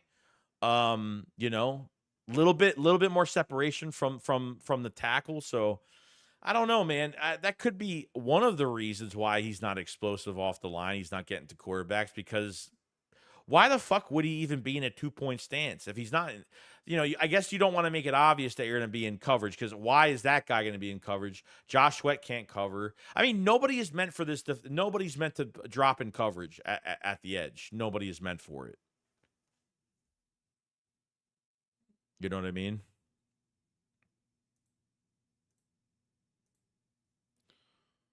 So it's going to be interesting. We got 252 in the chat, guys. All the love today. The love today. All the people that are just hanging around tonight. We're having a good time, or trying to have a good time. Appreciate everybody that's just been sticking around. You haven't subscribed, subscribe to the channel. Like the stream up as much as possible. It really does help. You hit the like button, it helps tremendously. It's a big way to support. Check out the memberships. Check out the Discord as well. I'm really trying to build this Discord, guys. I do video chats with all the subscribers and the community and all the supporters once a week, a day or two after our games, to talk to everybody during the day. So definitely check that out. It's the easiest way to reach me if you have a question, if you need help with something, whether it's life, whether it's anything you want, anything you need from me, I'm here. Check out the Philly Shakedown podcast merch. Link is in the description. The new Saquad shirt is out, which we absolutely love. We sold a whole bunch of these so far. The Jalen Carter's Chaos shirts are out as well. We have a lot more stuff coming, especially with the wintertime coming, with hoodies, fleeces, sweatpants, all that great stuff. So definitely check out the Philly Shakedown merch in the description of this live stream. There is a link there. You will see it. Go on the site and check it all out. Appreciate it so much. Leon, you are a mod, by the way. I got you. Leon says, can Leonardo Brian Banks Jr. get a wrench, please? Oh, yeah, I already did that. Nifty says Huff can run past guys. He can't bull rush a tight end. Yeah, you're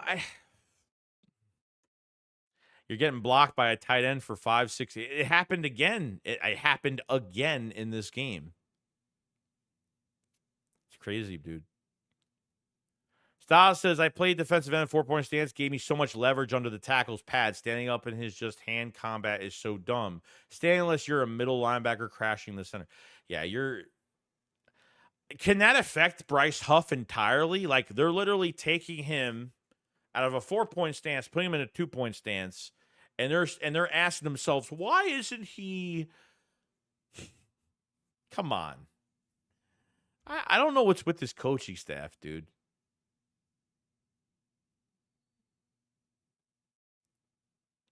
Yeah, I don't really give mods out that much because people start blocking other people. But Leon, I see you always on Philly 500's channel as well. So speaking of Philly 500, the Philly 500 House of Mouse Club says, Joey, you're awesome. Man. Greaves from Norway. Norway is, wow, that's far away. Holy shit, dude. Well, thanks for coming in tonight, dude. Khrushchev says, Slay his ass for all that yapping he does. I miss when he would get 2 picks every 5 games.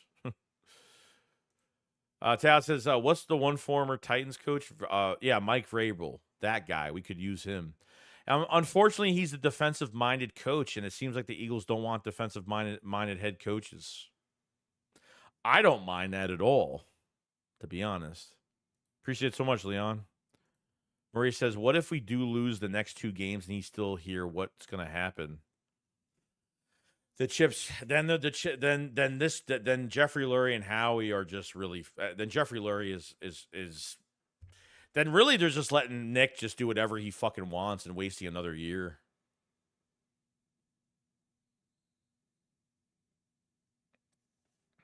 Horrible.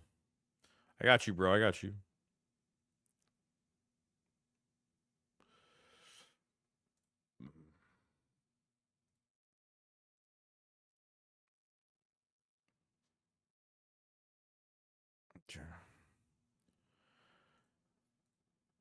Deep Space Joe, do you like beans, like salsa and cheese? Oh yeah, dude. Oh yeah, 100%. Guacamole, burritos, enchiladas. Oh yeah, I'm all over that shit. Especially a real fucking Mexican place. 3 cans of beans every day. Damn, that's a lot of beans. That's a lot of beans. So realistically, guys, there's a lot of shit that needs to get fixed. this had to be a long. This really had to be a long stream tonight, just because it had to be a long stream tonight for this reason. Like, I could talk about this for hours. It's very stressful. We're on the bye week, and I feel like I'm more stressed. You know, but you can't let it do that to you, because it's not worth it, man.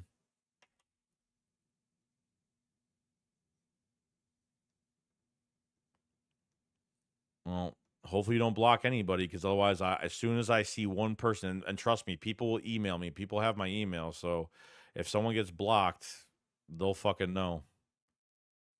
They'll fucking know.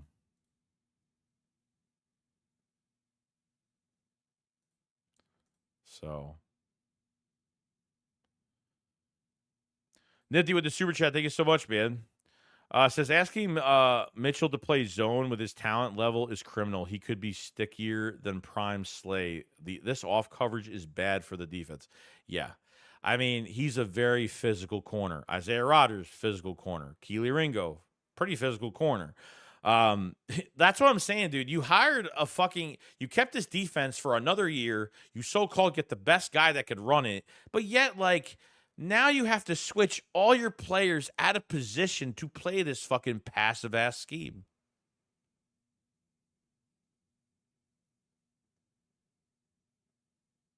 You know?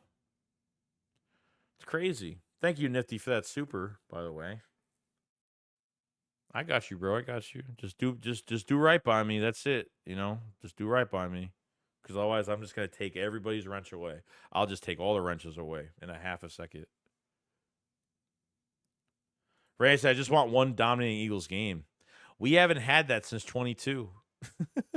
The last game the Eagles dominated was against the 49ers in the NFC Championship game. You believe that shit? It's fucking insane, dude. It's fucking insane, dude. Mm-mm.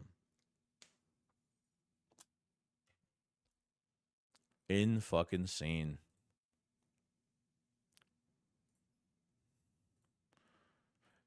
James says to Joey, "You're the best, man. You having streams throughout the week help me. I appreciate it, man. I hope I hope it helps you. Trust me, it helps me kind of vent to you guys. And I if I never made videos, I don't think I could really contain my. I don't know how you guys do it. How you guys like what do you guys do when the Eagles lose? Like, how do you vent? Like, do you play a video game? Do you hang out with the wife, the girlfriend? What do you do, like, when the Eagles lose? Like, what's your coping mechanism for the Eagles losing and you're pissed off and need to get your mind off things? Do you go out? Do you have a smoke? Do you smoke the green? I don't know. I have nothing against that at all. Matt said, I still got to watch episode 2, but so far love is starting off. The Philly 500 Mouse to Mouse Club says, Joey has the best streams. He does a good job making you feel like you are one of his friends. Well, we might not know each other personally, but this is an open space for everybody, you know? Open space. Especially when you're here all the time and I know the names that come into the stream all the time. Like, it's like, yeah, I kind of know you guys. That's how I feel, you know?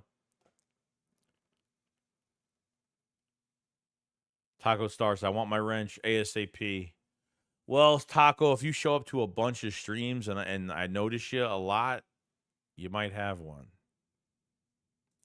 Matt says, yeah, because to be fair, Joey has had people abuse power before. If the powers get abused, he will know. Yeah, I've got rid of mods twice.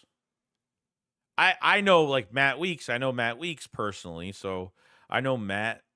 You know, I always give him a wrench. I know him, so. Nitty says, I wouldn't say Ringo is a crisp in man covers, but has long. Yeah, I mean, no, I like I said, like, I feel like he had one of his best off seasons. Yeah, they threw him into a fucking game. They threw him into this, they threw him into a game, and that was pretty much it. You know what I mean? The guy hasn't played since preseason. I mean, guys are sitting, practicing all week, you know? The answer to that, Miss McNabb. CW Gary with Super Chat. Thanks so much, man. It says, New Mexican Joe, I got to ask, red or green chili on your food?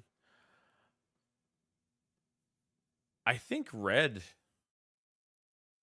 Red mostly. I don't know if I've had green chili, to be honest with you. I don't even. Yeah, I think it's been mostly red. I don't think I've ever had green. Leon says, when the Eagles lose, I just lay in bed. I need a new outlet. No, laying in bed is probably the worst. Every time the Eagles win or lose games, I'm always wind up. I have to watch like a TV show. I'll play a video game. I do streams. I do streams on another channel that you probably, if you guys look in the description of the live stream, if you look at other channels, I have a channel I do play games on there. If you want to check it out, you could support. I'm always on it all the time. Nifty says the runny diarrhea I had today is like Sirianni's playbook. Oh man. Yeah, dude, it's fucking tired. It's one thing it's like one thing you appreciate super chat Nifty with that funny ass fucking comment. It's one thing that you lose a game, but when you lose a game the same fucking way that we have lost in the past, it's the most annoying shit. Every game is a fucking heart attack waiting to happen. It's I mean, this game really wasn't a hard. I'd rather get beat fucking 40-0 than fucking have a close game. Eagles making stupid mistakes, not running the football. I'd rather get blown out than ever go through a fucking heart attack game. I'd rather get blown out all the damn time. Rylan said, I come to your channel if I need to vent. I've been with you for years. Love supporting you, bro. I appreciate somebody. Yeah, you've been around a long time, dude. Long time. Long time. Dynasty, when the Eagles lose, I get off the internet. That's probably the number one thing you should do. Yes. That's what I pretty much do. I don't actually, after the game is done, I just talk about the game and go to sleep. And then maybe the next day I'll start looking at some of the post press conference, the game press conferences and stuff like that. I normally don't,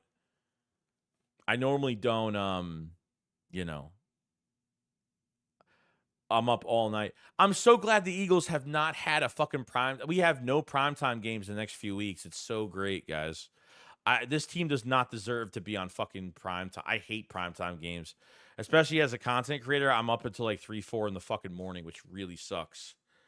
I hate those fucking nights. I mean, I love watching primetime games, but I just hate doing content that fucking late. It just annoys me. The great thing is we don't have a game on Christmas or Christmas Eve. We don't have a game on Thanksgiving this year, so that's good. So Flowers said if McNabb had this offense, we'd have more than one ring. Maz, but usually when they lose on a non-bye week, I just play video games and etc. and hope for the best and listen to music, try to chill out and drink a bit, but not crazy as I used to. The runny diarrhea. Nick doesn't understand runny. He doesn't know when things are supposed to run. I don't know. I'm trying to make sense of the fucking situation. I have no idea. Nifty says Jalen fumbled with the super chat. Says Jalen fumbles like he attended a Diddy party last night before. God. It's like, dude, I'm just like, I'm not saying I'm giving up. I'm just like, man, I'm just tired of figuring this out. Just tired of it. Like, I want to wake up one morning and say, man, my team fought their asses off. They lost, but they fought their asses off. But you're not going to get that out of this team. It's either they play pretty well, not killing a team, or they're literally like, what the fuck? What the fuck? What the fuck? It's like the whole game. That's what I was saying, the whole game. It's horrible. It's fucking bad, dude. Just goes to Joey. What happened to Hurts? He ain't the same no more or less, just like once. I have to give it more time, dude. This is week fucking 5. I gotta give it more time, dude. Like, it's so early in the season. Like, if I feel like he just doesn't give a fuck later on, they're not gonna get rid of him. He's gonna be here at least another year after this year. And if he still looks like shit with, God forbid, a new head coach, new fucking court, I don't know what's gonna happen. But if that's the case, then, I don't think I'm not going to speculate that he doesn't give a fuck because I don't think that's fair at all. That head coach is a totally different story because, man, he says the same shit every week, and he doesn't know how to answer questions at a press conference. He'll be asked a question, and he'll just say the same thing, but 3 different times. He'll say the same, he'll answer you 3 different ways. The same line, 3. It's like, I swear to God, dude, like, has nothing. There's nothing for me with that guy. Give me 17 1 p.m. games.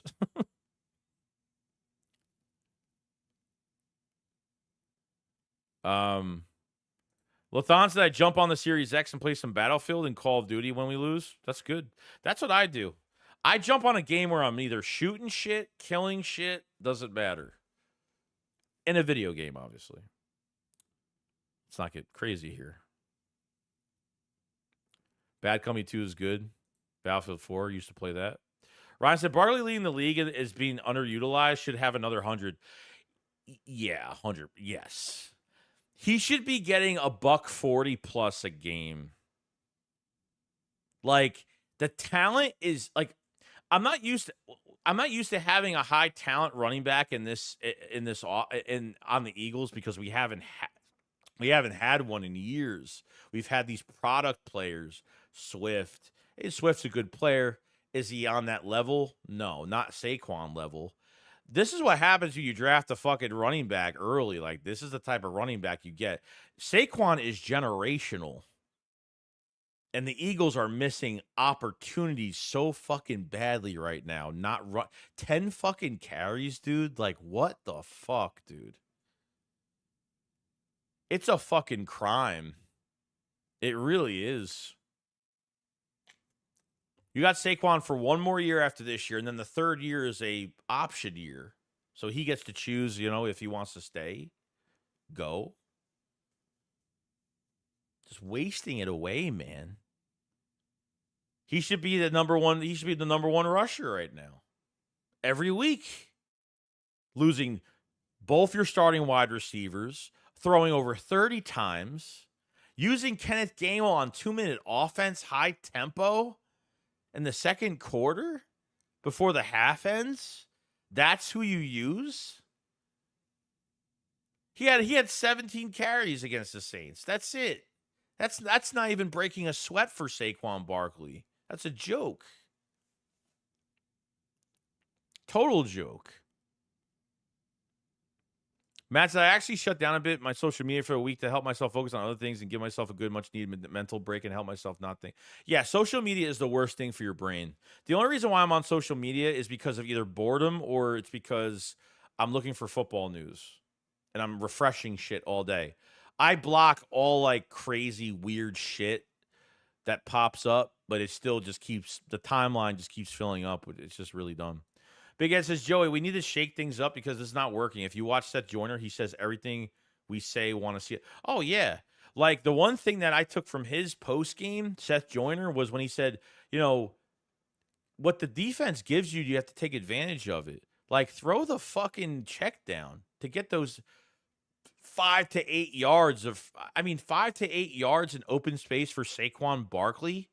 And then on top of physicality, and he could push guys for another 5, 6, 7 yards. Come on now. It's automatic. But it's always the big play. It's always gunsling.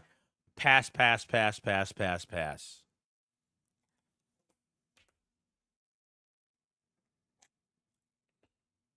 Chris says the Super Bowl weighs heavily on Hurts.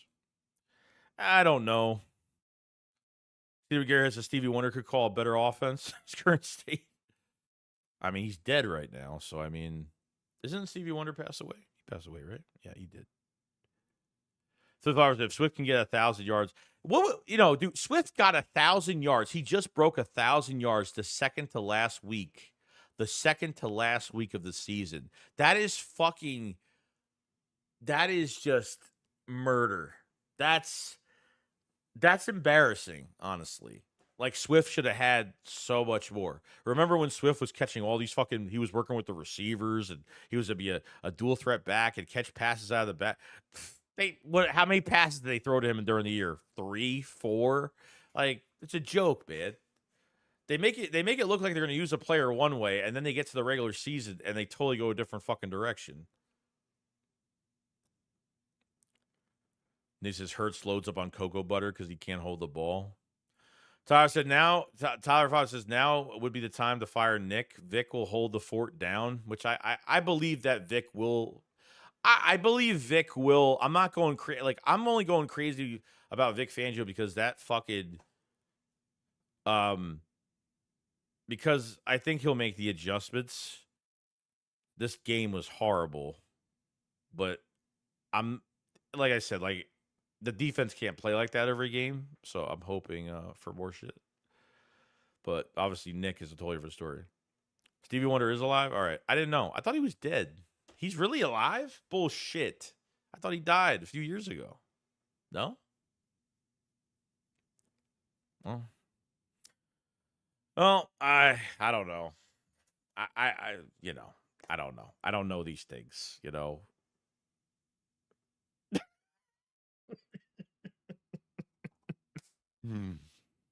Donnie says Stevie Wonder's our head coach. He can't see shit. Yeah. He can't. Absolutely, he can't. No doubt about it, he can't.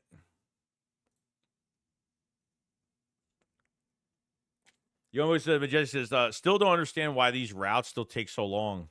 Because this is, like I said, like this is a Nick system. It can't be anybody else. Go routes. You know, Hurts rolling out to his right, which didn't happen. I mean, he's been. Oh, Ray Charles, you're right. Yeah, maybe that's right. Yeah, maybe you're right. Yeah, I think it's just the way Sirianni does it. They didn't use look how they used they showed the chart, the actual chart of all of Goddard's routes. There wasn't one there was maybe one route he took in the middle. That was it. Everything was to the left or to the right. Nothing else. Yeah, it was Ray Charles. They're both blind. I mean, I was close though. That's the coach. That's the coach, bro. It's really annoying, dude. Like it's literally annoying that we have to like tell Sirianni how to do his job.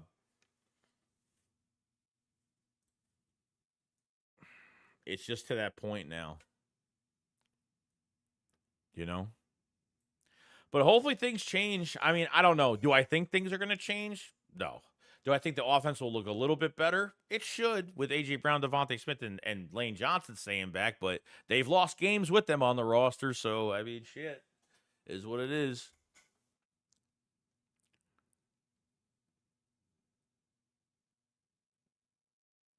LeBron says, just like the Eagles fan before we played the Falcons, I would say the same thing. And the Browns do not sleep on them, even if it is Massage Watson. No, I mean, look, I knew going into that Falcons game it wasn't going to be easy. I know their defense plays really well, and they did. That should have been obviously a stupid play call by Nick Sirianni on 4th and 3, and they passed the ball to Saquon, and he drops it. Yeah, we blame it on Saquon, but if they ran the ball there, they get a first down, they win. They win the fucking game. It's over. You know? The game should have been a fucking win, but it is what it is. You know? But it's whatever. It is what it is. They suck. That's why. That's why. The Cowboys got a pretty fucking tough schedule coming up. Really tough schedule. You got a bye week 5. What is it? You got a bye week this week? I don't know. I forgot. 5 or 6. Forgot. I know the next 4 games for the next 4 or 5 games for the Cowboys is gonna be a tough stretch too. Tough stretch. The Eagles need to win the next 4. They really do. They're not really facing any bad opponent. They're not really facing any good opponents, really. But this team just makes it harder, so they could lose all 4 fucking games. What do I know? Leon with the super chest. Our defense has bigger holes than Lisa. Damn. Who's Lisa Ann? I don't know who that is. You say her name like I know who that's supposed to be. Who is that? I don't know. Appreciate Superman. Ryan says, yeah, we still don't use the middle of the field, same like last year. James goes, I thought we were firing his ass this week to get a pass rush but no news yet. My email, imagine having a legit defensive scheme and a real head coach with a coach that could help develop Hurts. Yeah, I mean, look, like, you're not even putting Jalen Hurts can get, Jalen Hurts is playing absolutely fucking horrible, but let me tell you something. They're not putting him in a fucking groove at all. Like, you come up with 4 to 5 plays you're going to run to put him in that groove, to make him comfortable and passing, pass, like 5 fucking 3 and outs. Like, dude, it's you're not putting, your quarterback is going to fucking struggle. Is going to totally fucking struggle after that.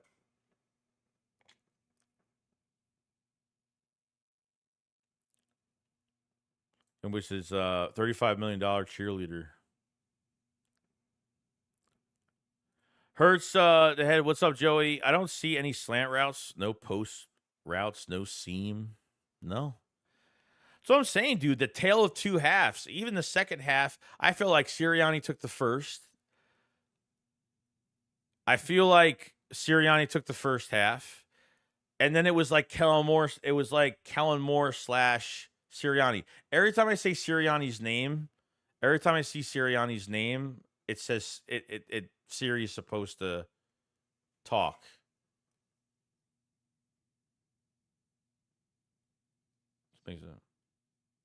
Hey Siri, will Nick Sirianni be fired?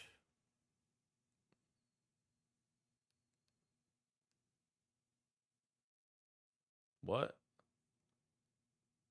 Will Nick Sirianni get fired from the Philadelphia Eagles?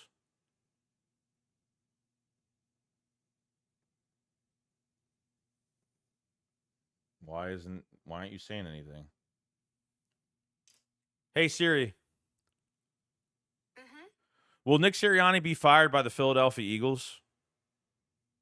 Okay, I found this on the web for will Nick Cannon be fired by the Philadelphia Eagles? Check it out. No, thanks. Is Nick Sirianni a bad coach for the Philadelphia Eagles? Sirianni was widely blamed for both the offensive and defensive regression of the Eagles in 2023. This answer is from Wikipedia. No fucking shit.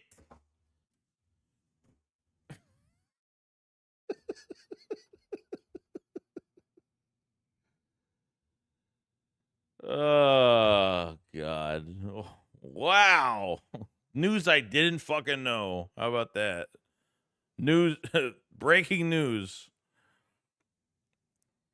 Donnie said, I want to see us not get away from the run against the Browns. Donnie says, we got to run it to set up play action. Leon says, bro, you don't know Lisa Ann? No, I do not. I do not. Just goes to why the fuck they keep going away from Saquon. Could be 2nd and 1, and they go pass. Like, what? Yeah, that's and they don't like giving the ball to Saquon. Like they had 2 minutes. They had a minute. What, a minute 40? I forgot what it was. Minute 40 left, and they take Saquon out and put Gainwell in for the rest of the second quarter. And then the second half, he barely even. I don't even think he had a snap.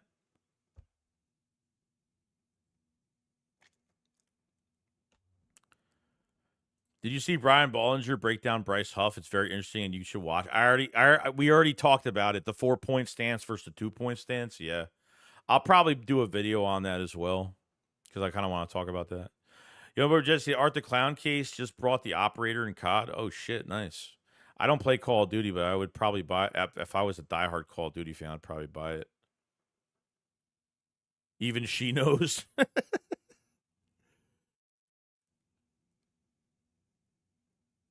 Alex says, why do you think Nick keeps trying to run the offense to get praised by the media or because of his ego? I think, honestly, because he actually thinks he could do it. And yet, this fucking owner and this GM, you know, it's going to be crazy.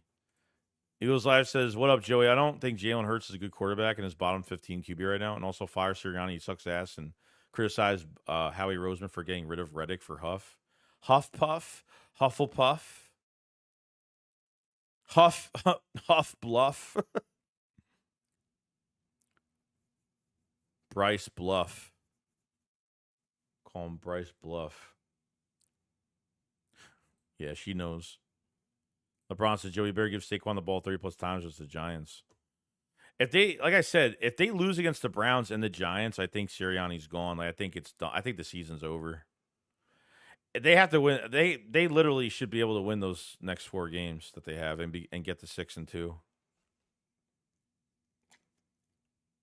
Matt, I remember in school we weren't allowed to even use Wikipedia. Yeah, I remember that. Or they would know if you did. Alex Black said trade Huff and Puff for a cheesesteak and a large Pepsi. Hey, I could go for that right now. I can go for that shit right now.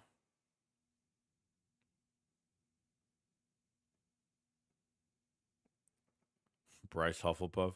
You ever just, I hear a lot of Huff talk, but where's Sweat? Sweat's not around.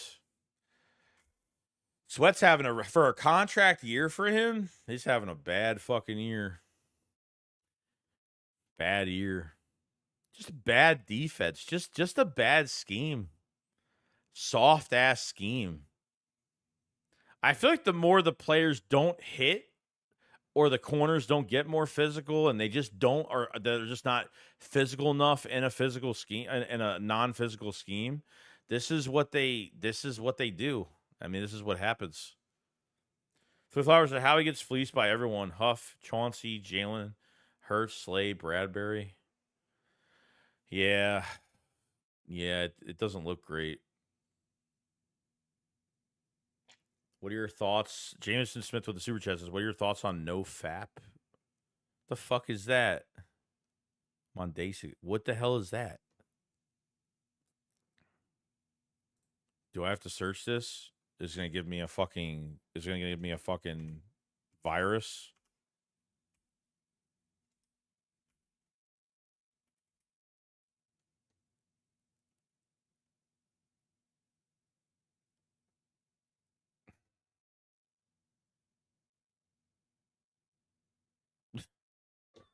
Jesus Christ. Oh God. I just read what the fuck that was. The fuck. You're a funny dude. Day 16, I can't get past day 3. Bronson, Huff is so trash, Joe. You have better chance of getting a sack before him. How do you get clamped by a backup tight end? He needs to get in the weight room. Yeah, I mean, I wasn't really big on the fucking signing. I mean, I thought he would have played a little bit better than this. I mean, fucking Christ, he can't even get a tackle in a game right now. So that's what happens, man. They got rid of one guy, they signed another, and that's what happens. Heavy rotation with the Jets.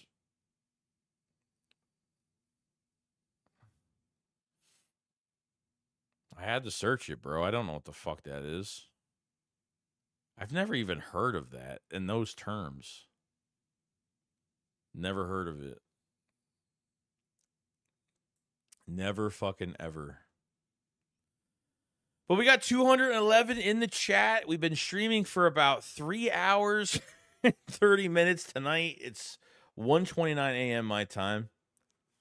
If you guys haven't subscribed, subscribe to the channel, like the stream. If you guys have not, appreciate it so much. Let's get the likes to 200 if we can. We have 159 right now. Definitely like the stream up. Appreciate it so much. If you guys haven't followed me on my official Discord, it is in the live chat. If you have Discord, I do video chats with all the supporters, subscribers once a week. And we talk about the game every game every week, and we get into a big conversation, all that great stuff. So definitely check out the Discord. You haven't checked out the Philly Shakedown podcast merch. The link is in the description for the merch. The new Saquad shirt is out. We have a lot more stuff coming out in the coming weeks with wintertime coming and all that great stuff.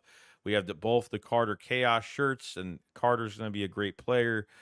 Carter had a really bad game. I mean, everybody was a no-show, but, Jalen Carter's going to do good things. So, shirt out for Jalen Carter, and obviously the other shirts that are out as well. Check those out. Link in the description for the Philly Shakedown podcast merch. It's really good quality. It's premium quality, high-sprung cotton shirts that will last you a long time. It's not shit. The prints are a high fucking print. A guy that has a business in Florida that we work with, really, really nice guy, big subscriber of me in Philly. So, what you get is what you pay for. And we don't put out shit. We put out high quality stuff. The designs and the shirt won't fade or discolor or any of that. I have like 15 shirts. I've washed them over at least 4 to 5 times already, and nothing. So they're very, very good and comfortable. So I promise you.